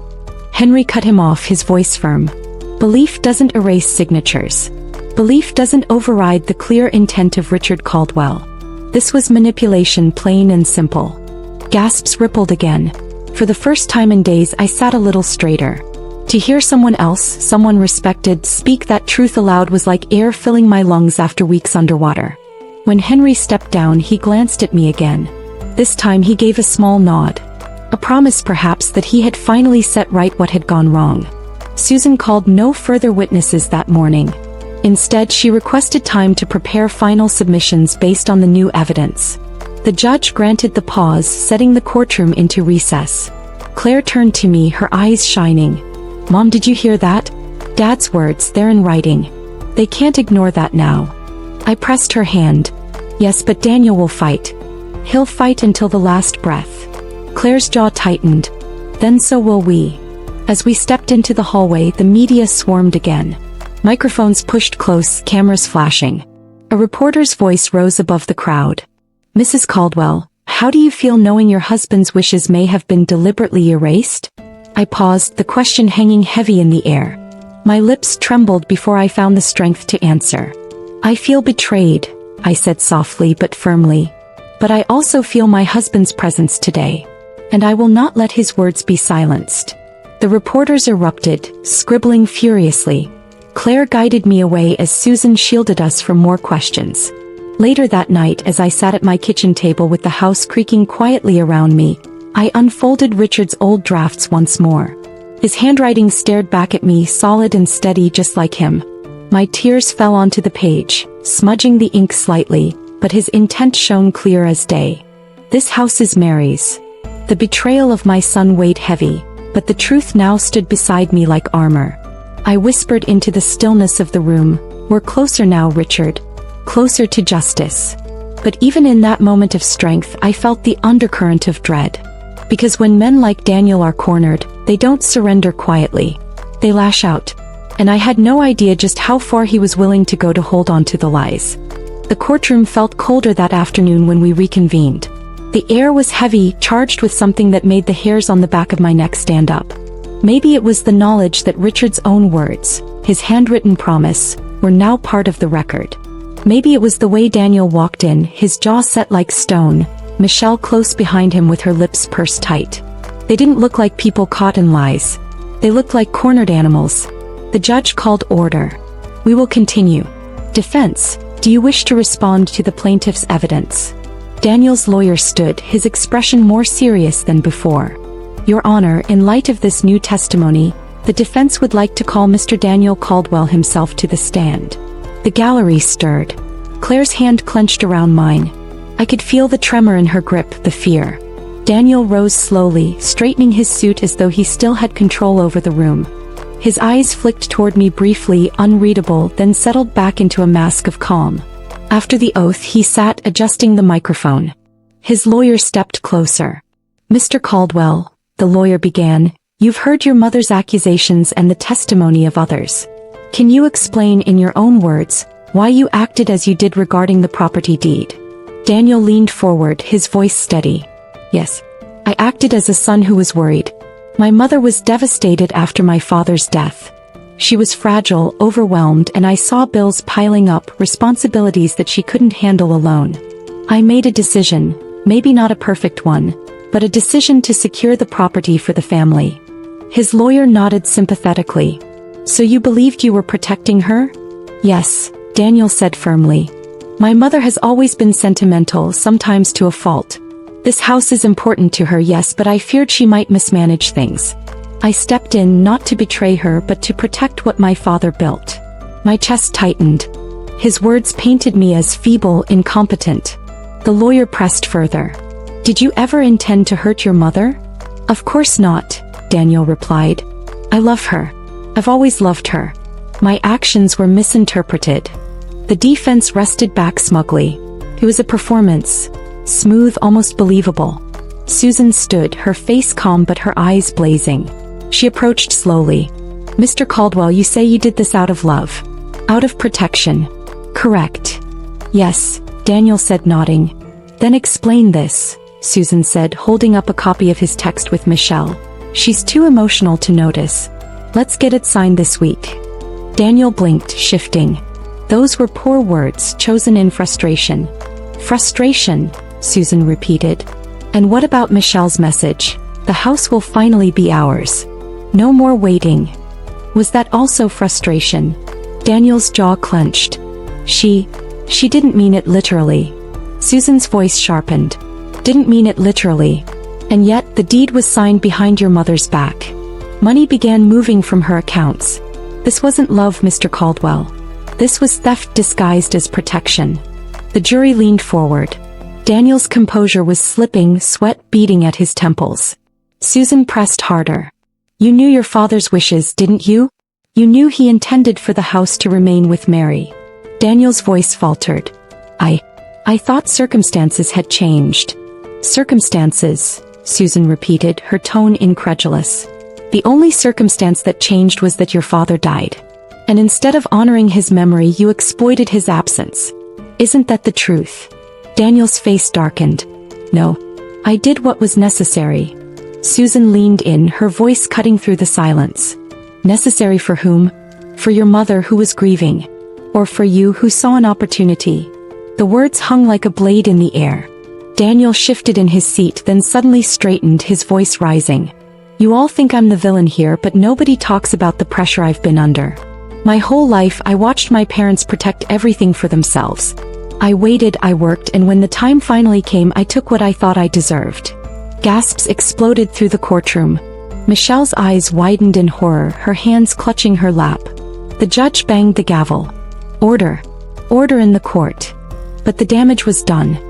Daniel had said aloud what he had worked so hard to mask. Susan stood tall. There you have it, ladies and gentlemen. This wasn't about love. This wasn't about protection. This was about entitlement. Daniel's lawyer scrambled to repair the wreckage. Your Honor, my client is emotional. He didn't mean. But the judge silenced him with a glare. Daniel sat back heavily, his face pale. The mask was gone, ripped away in his own burst of anger. When the session adjourned, the air outside the courthouse was electric. Reporters shouted, microphones thrust forward. Mrs. Caldwell, how do you feel after your son admitted he took what he thought he deserved? I froze. The words stung like fire, but Claire spoke before I could. My mother doesn't owe anyone an explanation.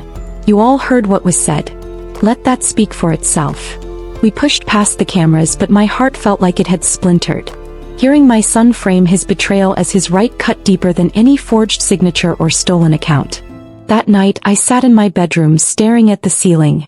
The house creaked softly the way it always had, but the comfort was gone. Richard's voice lingered in my memory, warm and steady. This way you'll always be safe. Safe. I turned my face into the pillow, the tears soaking through. My son had turned my safety into his opportunity. But even as grief tightened its hold, a new clarity broke through. Daniel had revealed himself not just to me but to the world. He was no longer the boy I raised, no longer the son who held my hand at Richard's funeral. He was something else now. And if he wanted to battle for this house, he would find me standing tall, carrying Richard's words like a shield. Because the truth was stronger than his entitlement. And I would not surrender. The courthouse steps buzzed with conversation as Claire and I made our way down the stone path. Reporters still lingered, their questions flying like arrows, but we kept our heads down. Susan had warned us, do not feed the fire. Let Daniel's own words carry the weight. But as we reached the street, I caught sight of Daniel across the plaza. He was standing stiffly with Michelle, their lawyer whispering frantically at his side. Daniel's face was pale, drawn, but when his eyes met mine, I saw no remorse. Only anger. A cold, simmering fury that made my stomach knot. Claire slipped her arm through mine. "Don't look at him, Mom. He's losing and he knows it." I wanted to believe her.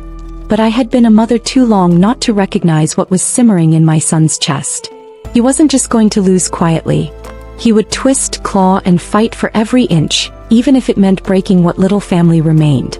That night, exhaustion settled over me like a heavy blanket. I made tea and sat in Richard's chair by the window, staring out at the oak tree he used to trim each spring. The quiet should have soothed me, but unease pressed in like a shadow. When the phone rang, the shrillness cut through the stillness. I reached for it, expecting Claire. Instead, a smooth, unfamiliar voice filled my ear. "Mrs. Caldwell? This is Officer Jennings with the County Sheriff's Department. I'm calling regarding a property complaint filed earlier this evening." I froze. A complaint?" "Yes, ma'am," he continued. "A report was filed by Daniel Caldwell stating that you may not have full rights to occupy the residence. He requested immediate review." The room tilted. "He did what?" "I assure you this is just a procedural check," the officer said gently. "We'll be sending someone by tomorrow to clarify the documentation. But until then, I suggest you prepare the necessary proof of ownership." My hand trembled so badly I nearly dropped the phone. After I hung up, I sat there in stunned silence, my tea growing cold. He was trying to evict me. My own son was trying to push me out of my home before the case had even finished. I called Claire, my voice cracking as I explained. She was at my door within 20 minutes, her cheeks flushed with anger. "He can't do this," she snapped, pacing the kitchen. "The trial isn't even over. He's trying to scare you, Mom. He's hoping you'll panic and give in." But her words, though fierce, did little to settle the panic clawing at my chest. I remembered the officer's calm voice, the way he had said prepare proof of ownership. What if Daniel's forged deed confused things even further? What if the law sided with him even temporarily? That night, sleep evaded me. I lay awake, staring at the ceiling, listening to every creak of the old house as though it might vanish beneath me. Memories of Richard fixing the pipes, painting the shutters, planting the garden filled my mind. Would it all be stripped away because of one signature I never gave? The next morning, the knock on the door came sharp and early. Claire answered while I clutched the back of the sofa, my heart racing. A deputy stood there, polite but official. "Mrs. Caldwell," he said when I stepped forward, "we've received conflicting documents about this property. This isn't an eviction, not yet. But we need to confirm your standing while the court process continues." He glanced around, his eyes softening when they landed on me. Perhaps he saw the fear, the age in my face, the quiet strength I was barely holding on to. Claire thrust a folder at him. "Here. My mother has all the original mortgage papers. Her name is on everyone. My father intended this house for her, and we have supporting testimony. This stunt is nothing more than intimidation." The deputy took the papers, scanning briefly before nodding. "We'll add this to the file. Please don't worry, ma'am. This won't be resolved overnight, but you won't be removed without due process." When he left, I sank into the nearest chair, my body trembling. "Claire, I can't do this much longer. He's not just fighting in court, he's trying to strip me away piece by piece." Claire knelt in front of me, her hands gripping mine. "Then we fight back harder. He wants you to break, Mom. Don't give him the satisfaction." Her eyes, fiery and determined, reminded me so much of Richard when he was young, steady, unwavering in the face of storms. Later that day, Susan called. When I explained what had happened, her voice sharpened like a blade. "This is harassment, Mary. A desperate tactic. But it works in our favor. It proves intent. Daniel isn't trying to protect you, he's trying to dispossess you. Document everything. Every call, every letter, every knock at your door. This becomes evidence." Her certainty steadied me. For the first time, I saw Daniel's ploy not as a victory for him, but as proof that his mask had cracked. Still, the weight of it all pressed down on me. That evening, I walked slowly through the house. My hand traced the grooves of the banister Richard had polished, the dents in the hallway wall from when Daniel was a boy kicking a ball inside against our rules. Each mark was a memory, a piece of my life woven into this home. I whispered into the quiet, "You won't take this from me." But even as the words left my lips, fear crept in. Because deep down I knew Daniel wasn't finished. He had played his hand in the courtroom and outside it. And if he was willing to call the sheriff on his own mother, what else was he willing to do? I didn't have to wait long to find out. 2 days later, Claire and I returned from Susan's office to find an envelope taped to my front door. My name was written across it in Daniel's handwriting, bold and sharp. Inside was a single sheet of paper. The words were short, cold, and final. Leave now before it gets worse. I felt the blood drain from my face. Claire snatched the paper from my hand, fury blazing in her eyes. He's threatening you now. This isn't just about the house anymore. This is about power. And we can't let him win. I stood in the doorway of the home Richard and I had built together, clutching that cruel note, and I realized something. The battle wasn't just about deeds, wills, or signatures. It was about survival. My survival, my dignity, my right to exist in the life I had made. And if Daniel wanted to test me, he was about to learn that his mother was far stronger than he ever imagined. The note trembled in my hand long after Claire stormed upstairs to call Susan. The words were so short, but they carried the weight of everything Daniel had become. Leave now before it gets worse. My son had written that. My flesh and blood. I pressed the paper flat on the kitchen table, staring at his handwriting, bold, slanted, with the same careless strokes I remembered from his childhood spelling tests. It felt surreal, as if the boy who once held my hand crossing the street had been replaced by someone else entirely. Claire returned, her voice clipped with fury. Susan wants the note. She says it's a clear threat. This isn't just about property law anymore, Mom. This borders on intimidation and elder abuse. Her words landed heavy but also strangely relieving. For weeks, maybe months, I had wondered if anyone else could see what Daniel was doing. Now there was no denying it. His mask had slipped too far. So that night I could not sleep. Every creak in the house sounded like footsteps. Every car passing outside made me jump. The home Richard built, my sanctuary, felt invaded by a son who hadn't even stepped through its doors. His presence loomed as if he were everywhere and nowhere all at once. The next morning, Susan arrived herself. She sat at my kitchen table, the note in her hand. Her eyes sharpened as she read. This is gold, Mary. Not for what it says, but for what it proves. We'll present this in court. The jury won't see a dutiful son. They'll see a man threatening his grieving mother. But what if he escalates? I whispered, my voice shaking. What if he doesn't stop? Susan leaned forward. Then we escalate too. We won't let him bully you into silence. Claire folded her arms, her jaw set. We'll put locks on every door. We'll document every word, every visit. If Daniel wants a fight, he's about to see how strong his mother and sister can be. That afternoon, Claire and I reinforced the house like a fortress. She installed new locks while I gathered every piece of paperwork Susan had requested. Old mortgage statements, Richard's handwritten notes, utility bills in my name. A lifetime of proof piled on the dining table. Each document felt like a brick, building a wall against Daniel's deceit. As I worked, I thought of Richard. I imagined what he would say if he could see his son now. He would shake his head slowly, that deep furrow in his brow, and say, Mary, people show their true character when the stakes are highest. Don't let his weakness break you. I whispered back into the empty room, I won't, Richard. I promise. Later that evening, as the sun dipped low, Claire brought me a cup of tea. She sat across from me, her expression softer now, worry replacing her anger. Mom, can I ask you something? Do you think there was ever a moment when Daniel changed? Something we missed? I hesitated, my eyes tracing the steam curling from the cup. He was always ambitious. Even as a boy, he hated losing. But there was love too, Claire. He used to bring me dandelions from the yard, remember? He'd fill his pockets with weeds and hand them to me like treasure. I thought that boy would grow into a man who valued family above all. Tears blurred my vision. Somewhere along the way, that boy disappeared. And I never noticed until it was too late.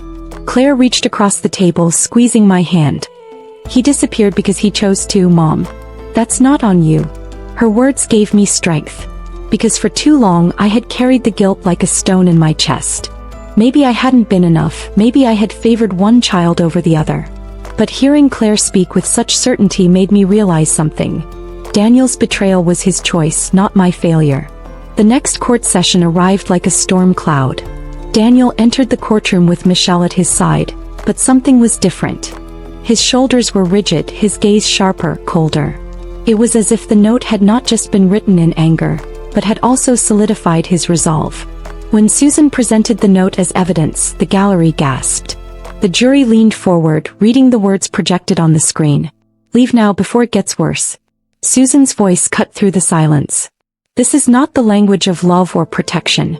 This is the language of intimidation." Mr. Caldwell was not safeguarding his mother. He was threatening her. Daniel's lawyer jumped to his feet. "Objection. This note proves nothing. It could have been written in frustration, not intent." The judge raised a hand. "Overruled. The jury will decide intent." Daniel's jaw tightened, his hands gripping the edge of the table. He refused to look at me, his mother. Instead, his eyes bored into the jury as if daring them to side against him. Susan pressed on.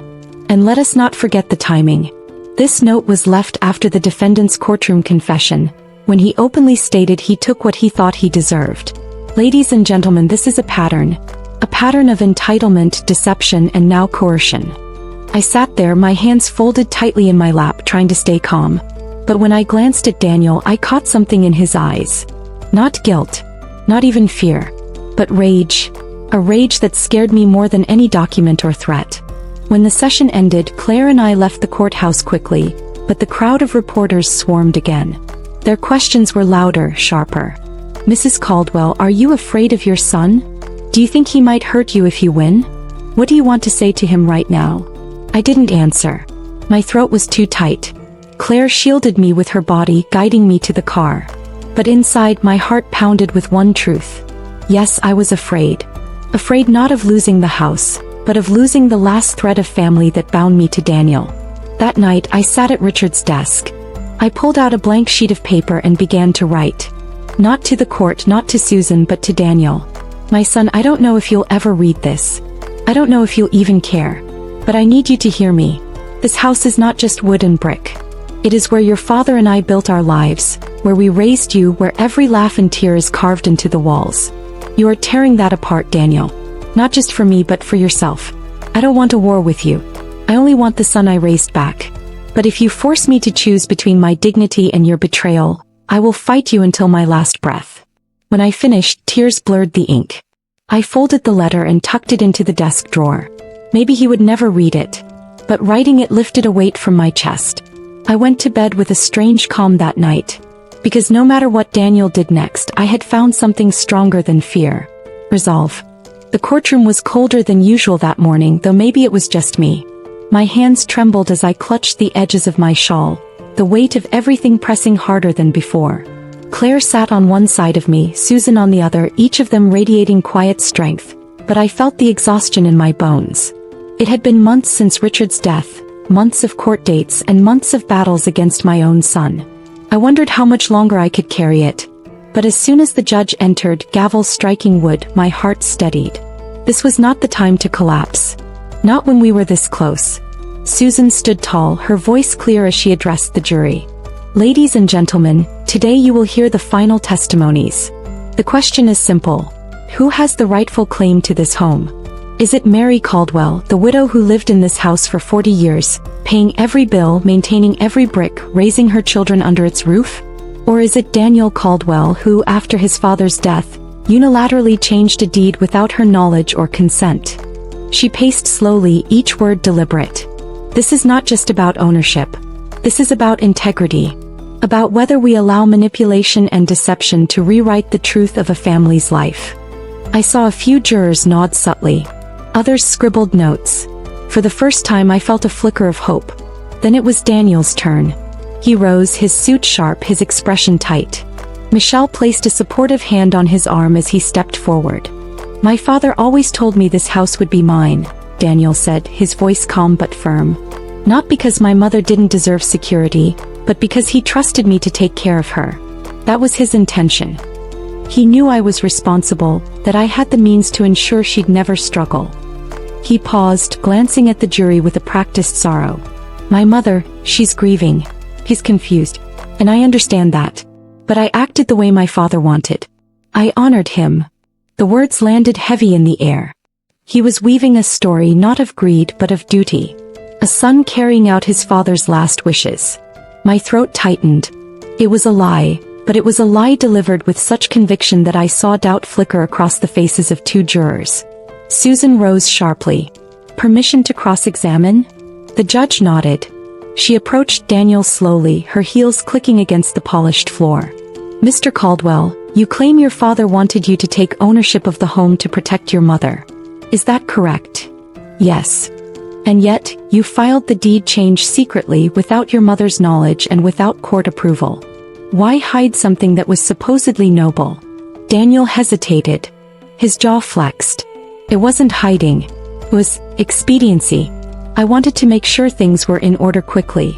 Susan leaned in slightly. "So quickly that you bypassed your own mother's signature?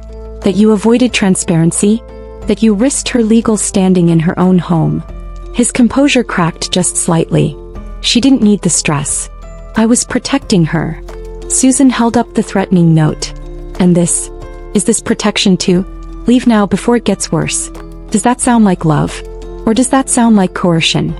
The courtroom buzzed with murmurs. Daniel's lawyer objected, but the judge overruled. Daniel's face flushed red, and for the first time he looked small. Like a boy caught in his own lie. I felt my heart pound. But then Michelle stood. "Your Honor, may I speak? As Daniel's partner, I have relevant testimony." The judge allowed it. She walked to the stand, her voice smooth, her posture impeccable. "I was there when Mr. Caldwell discussed the deed," she said. His father told him clearly, "The house will be yours, Daniel. Take care of your mother, but the property is yours." I heard it myself. The room went silent. My breath caught in my throat. He was lying. I knew Richard. I knew every word that ever left his lips when it came to our family. He would never have said that. But how could I prove otherwise? Susan frowned, her eyes narrowing at Michelle. "So you claim to have witnessed a private conversation between Daniel and his father?" "Yes," Michelle replied confidently. "I was in the kitchen. Richard said it plainly. He trusted Daniel. He said Mary wouldn't understand the financial complexities, but Daniel would. That's why the deed was changed."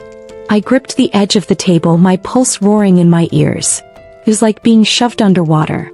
How could I fight a lie spoken so smoothly with no evidence to disprove it? Susan pressed further. "And yet, Michelle, you never mentioned this until today. Not during depositions, not in any statements. Why now?" Michelle smiled faintly.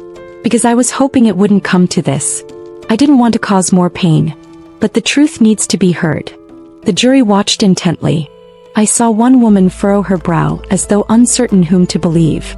The weight of Michelle's words hung in the air, dangerous and heavy. I whispered to Claire, "Richard never said that. He never would." He squeezed my hand. "We'll prove it, Mom. Trust Susan." But inside, fear gnawed at me. Because for the first time, it wasn't just Daniel's lies against me. Now Michelle had stepped in, weaving her voice into his deception. And I knew how convincing outsiders could be when they wore masks of sincerity. The judge adjourned for lunch, and the courtroom spilled into the hall. I sank into a bench, trembling. Claire rubbed my shoulders, her voice fierce. "She's lying, Mom. She's making it up. We'll find a way to show it." But I shook my head slowly. What if the jury believes her? What if they think Richard told her something he never told me? How do I prove what wasn't said? Susan joined us, her face grave. "She's good. Too good. But lies like that don't stand long under pressure. We'll dig. Trust me." I wanted to trust her. I wanted to believe the truth was strong enough to outshine the lies. But as I sat there, my husband's memory twisting in the mouth of a woman he never truly welcomed into our family, doubt settled like a stone in my chest. The fight wasn't over. But it was about to become harder than ever. The lunch recess was the longest hour of my life. Every bite of the sandwich Claire handed me turned to ash in my mouth. My hands wouldn't stop shaking. I kept hearing Michelle's voice in my head, so smooth, so certain. Richard told Daniel the house would be his. It was a lie, but in court sometimes lies felt louder than truth. Claire sat beside me, her knee bouncing nervously. "She blindsided us," she muttered. I didn't even think Michelle would be allowed to speak. "But Mom, she's lying. Dad would never say that. He loved you too much." "I know," I whispered. "But how do we prove it?" Susan walked up with a folder in her hands, her expression sharp and unreadable. She sat across from us. "We're not finished," she said firmly. "Michelle may think she's clever, but lies this bold often leave cracks. I'll find them." Her confidence steadied me slightly, but as we walked back into the courtroom, I felt like I was walking into a storm without an umbrella. The judge called the session back to order and Susan rose immediately. "Your Honor, the plaintiff requests permission to introduce new evidence." The judge raised an eyebrow. "What kind of evidence, Ms. Howard?" Susan held up a set of papers. Richard Caldwell's handwritten journal entries, dated the last year of his life. My heart skipped. She had Richard's journal? I didn't even know she had taken it. Daniel's lawyer immediately stood. "Objection. Irrelevant and prejudicial." But Susan pressed on. "On the contrary, these entries speak directly to Richard's intentions regarding the house. They are in his own hand, in his own words." The judge studied her a moment, then nodded. "Admissible. Proceed." Susan stepped closer to the jury box, holding up the open journal. "Ladies and gentlemen, this is Richard Caldwell's private journal. In these pages he wrote daily notes about his family, his health and his thoughts. This was not meant for public eyes. This was his truth." She turned to a specific entry, dated 6 months before his passing. Her voice rang clear as she read. "Mary worries too much about the bills. I keep telling her she doesn't need to. This house will always be hers. No matter what happens to me, I want her safe here. Daniel will understand. He must." Gasps rippled through the gallery. I covered my mouth, tears springing to my eyes. It was Richard's handwriting. His voice echoed from the page as if he had spoken directly into that room. Susan flipped another page. "And here 2 weeks later. Claire came by today. Mary made her famous pie. I'm grateful she'll be here for her mother. I told her this house is Mary's home forever. I don't care what papers say, this is her place." Daniel shifted uncomfortably in his seat. His jaw clenched, his eyes darting toward Michelle. She stared straight ahead, but her face had gone pale. Susan closed the journal gently. "So when Michelle claims she overheard Richard telling Daniel that the house belonged to him, we must ask ourselves, where is the truth? In the lips of someone with something to gain, or in the private words of a dying man who thought no one else would ever read them?" The jury sat frozen, every eye fixed on Susan. Daniel's lawyer stammered, "These journals, they could be fabricated. How do we know they're authentic?" Susan smiled coldly. "Forensic handwriting analysis has already been conducted. The results confirm the entries were written by Richard Caldwell himself. Would you like me to present the expert witness?" The lawyer faltered, his argument crumbling. The judge gestured. "The jury will take the journals as valid evidence." I felt my chest rise with relief so powerful it nearly knocked me back in my chair. Richard's words had returned to defend me. He had spoken from beyond the grave, protecting me the way he always had. But Daniel wasn't finished. He shot to his feet, his voice trembling with fury. "You're twisting everything. Dad trusted me. He didn't trust her with money. That's why he wanted me in charge. You're making him sound like he didn't believe in me." Susan turned, her expression calm but cutting. "No, Daniel. He believed in you as a son, not as a thief." The courtroom erupted in whispers. The judge banged his gavel. "Order. Order in this court." Daniel slumped back into his seat, his face red, his chest heaving. Michelle placed a hand on his arm, but he shook it off. For the first time I saw fear in his eyes. Not just fear of losing the house, but fear of being exposed for who he had become. Susan rested her hands on the plaintiff's table and addressed the judge. "Your Honor, we have no further evidence today. But I believe the jury has now seen the full picture. A grieving widow robbed by her own son, against the explicit wishes of her late husband." The judge nodded and dismissed the jury for the day. As the courtroom emptied, I sat frozen, tears running silently down my cheeks. Claire hugged me tightly. "Mom, that was incredible. Dad saved you. He saved us." But inside, my relief was tangled with grief. Hearing Richard's words so alive on the page had been both a gift and a wound. I missed him more fiercely than ever. Outside the courthouse, reporters clamored for comment. Susan shielded me, but one question cut through the chaos. "Mrs. Caldwell, if your husband could speak to you now, what do you think he would say?" I paused, my voice trembling but steady. "He would tell me to be strong. To fight for the truth. and to never let anyone rewrite the story of our life together. The cameras flashed, the microphones buzzed, but I felt strangely calm. For the first time since Richard's death, I knew I wasn't fighting alone. His words were with me. His strength was with me. As Claire and I drove home, she glanced at me, a smile tugging at her lips. "Mom, you were incredible. The jury's on our side now. I can feel it." I smiled faintly. "See, the trial isn't over yet. Daniel may still have cards left to play." But as I looked out the window, the evening sun glowing golden over the town, I felt something shift inside me. For months, I had been weighed down by fear, by grief, by betrayal. Now I felt something stronger blooming in its place. Resolve. No matter what Daniel tried next, I would not bend. The last morning of the trial arrived gray and heavy, the kind of sky that felt like it held its breath.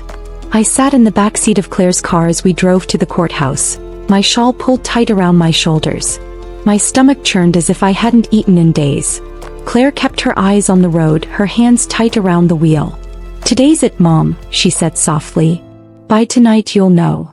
"I don't know if I'm ready to know," I whispered. She glanced at me, her jaw firm. "You've done everything you could. Dad's words, Susan's work. You've fought with every ounce of strength you have. That counts for something." The courthouse loomed as we pulled up, its stone walls stark against the dim sky. Reporters already gathered at the steps, their voices a murmur in the chilly air. Susan met us inside, her usual poise steadied by something softer today. "Mary," she said, touching my arm, "whatever happens, you've told your truth. That matters more than you realize." But I shook my head. "It matters, yes, but so does this house. It's all I have left of Richard." She nodded solemnly, and together we entered the courtroom. The jury filed in one by one, their faces grave. Daniel sat across from me, his hands clasped so tightly his knuckles were white. Michelle leaned toward him, whispering something in his ear. He nodded stiffly, his jaw tense. The judge called the court to order. "We will now hear closing arguments." Susan rose first. She didn't pace this time. She stood still, her voice clear and steady. "Ladies and gentlemen, you have heard the testimonies. You've seen the evidence. At its core, this case asks you one question. Should a widow lose her home because her son acted in secrecy? You've read Richard Caldwell's own words, his wishes for Mary to live safely in the home they built together. That is not conjecture. That is his handwriting, his truth. But beyond documents, beyond legalities, this is about trust.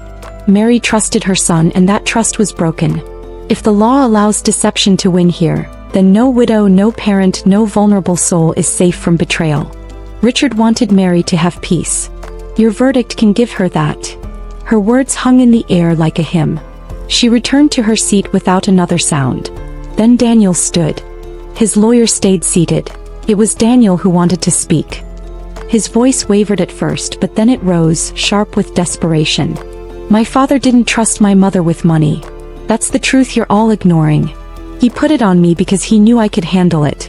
My mother, she's being manipulated." Claire's whispering in her ear, making her think I'm the villain. But I'm not. I'm the one doing what my father asked me to do. And those journals? Convenient. Too convenient. Who's to say my mother didn't influence them somehow? People do crazy things when they're desperate. He slammed his palm on the table. "This house is mine. It was always meant to be mine." Gasps rippled through the courtroom. Even Michelle's eyes widened. Daniel's mask had slipped. His anger poured out raw and ugly, no longer wrapped in the language of duty. The judge banged his gavel. "Mr. Caldwell, control yourself." But the damage was done. The jury had seen his face unguarded. The greed, the entitlement, the bitterness. Susan leaned toward me, whispering, "That outburst may have just handed us the case." I clutched my shawl tighter, my breath uneven. For months I had feared the lies more than anything else. But here, in this final moment, Daniel had betrayed himself. The judge turned to the jury. "You will now deliberate." As the jury filed out, I sat in silence, my heart pounding. Claire squeezed my hand. "You did it, Mom. No matter what happens now, you did it." But my chest felt hollow. I stared across the room at Daniel. His eyes met mine for the briefest second. There was no warmth, no recognition of the boy I once cradled in my arms. Only coldness.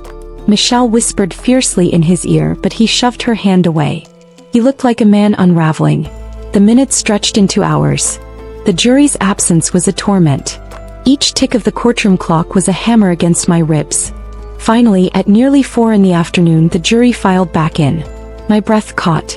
Everyone stood as the foreman handed the slip of paper to the judge. The room was so quiet I could hear my own pulse in my ears. The judge read aloud. In the matter of Caldwell versus Caldwell, regarding the rightful ownership of the property in question, we the jury find in favor of. The pause stretched like eternity. I closed my eyes, whispering a silent prayer. Mary Caldwell. The words landed like a thunderclap. My knees nearly buckled and Claire caught me in her arms. Tears poured down my cheeks as relief crashed through me. Susan exhaled sharply, her lips curving into a rare smile. She touched my shoulder. You did it, Mary. Justice was served. Across the room, Daniel's chair screeched against the floor as he jumped to his feet. This isn't fair. That house is mine. You can't do this to me. The judge banged his gavel furiously. Order. Mr. Caldwell, sit down or you will be held in contempt. But Daniel didn't sit. He pointed at me, his face twisted. You think you won, Mom? You think you beat me? This isn't over. Michelle tugged at his arm, but he yanked free, storming out of the courtroom. The gavel struck again and again, but I barely heard it. My heart was still hammering, still trembling from the weight of the verdict. I had won. After all the lies, all the betrayal, I had won. But as I stood there in the silence that followed, I realized something deeper. This wasn't just about the house. It was about my dignity, my voice, my right to stand tall even when the people closest to me tried to cut me down. The fight wasn't just for bricks and walls. It was for myself. The courthouse emptied slowly, but I stayed rooted to my seat, tears still clinging to my lashes. The words echoed in my mind, soft as a prayer yet powerful as thunder. We the jury find in favor of Mary Caldwell. Claire squeezed my hand until I looked at her. Her face was flushed with relief, her eyes bright with pride. You did it, Mom. Dad would be so proud.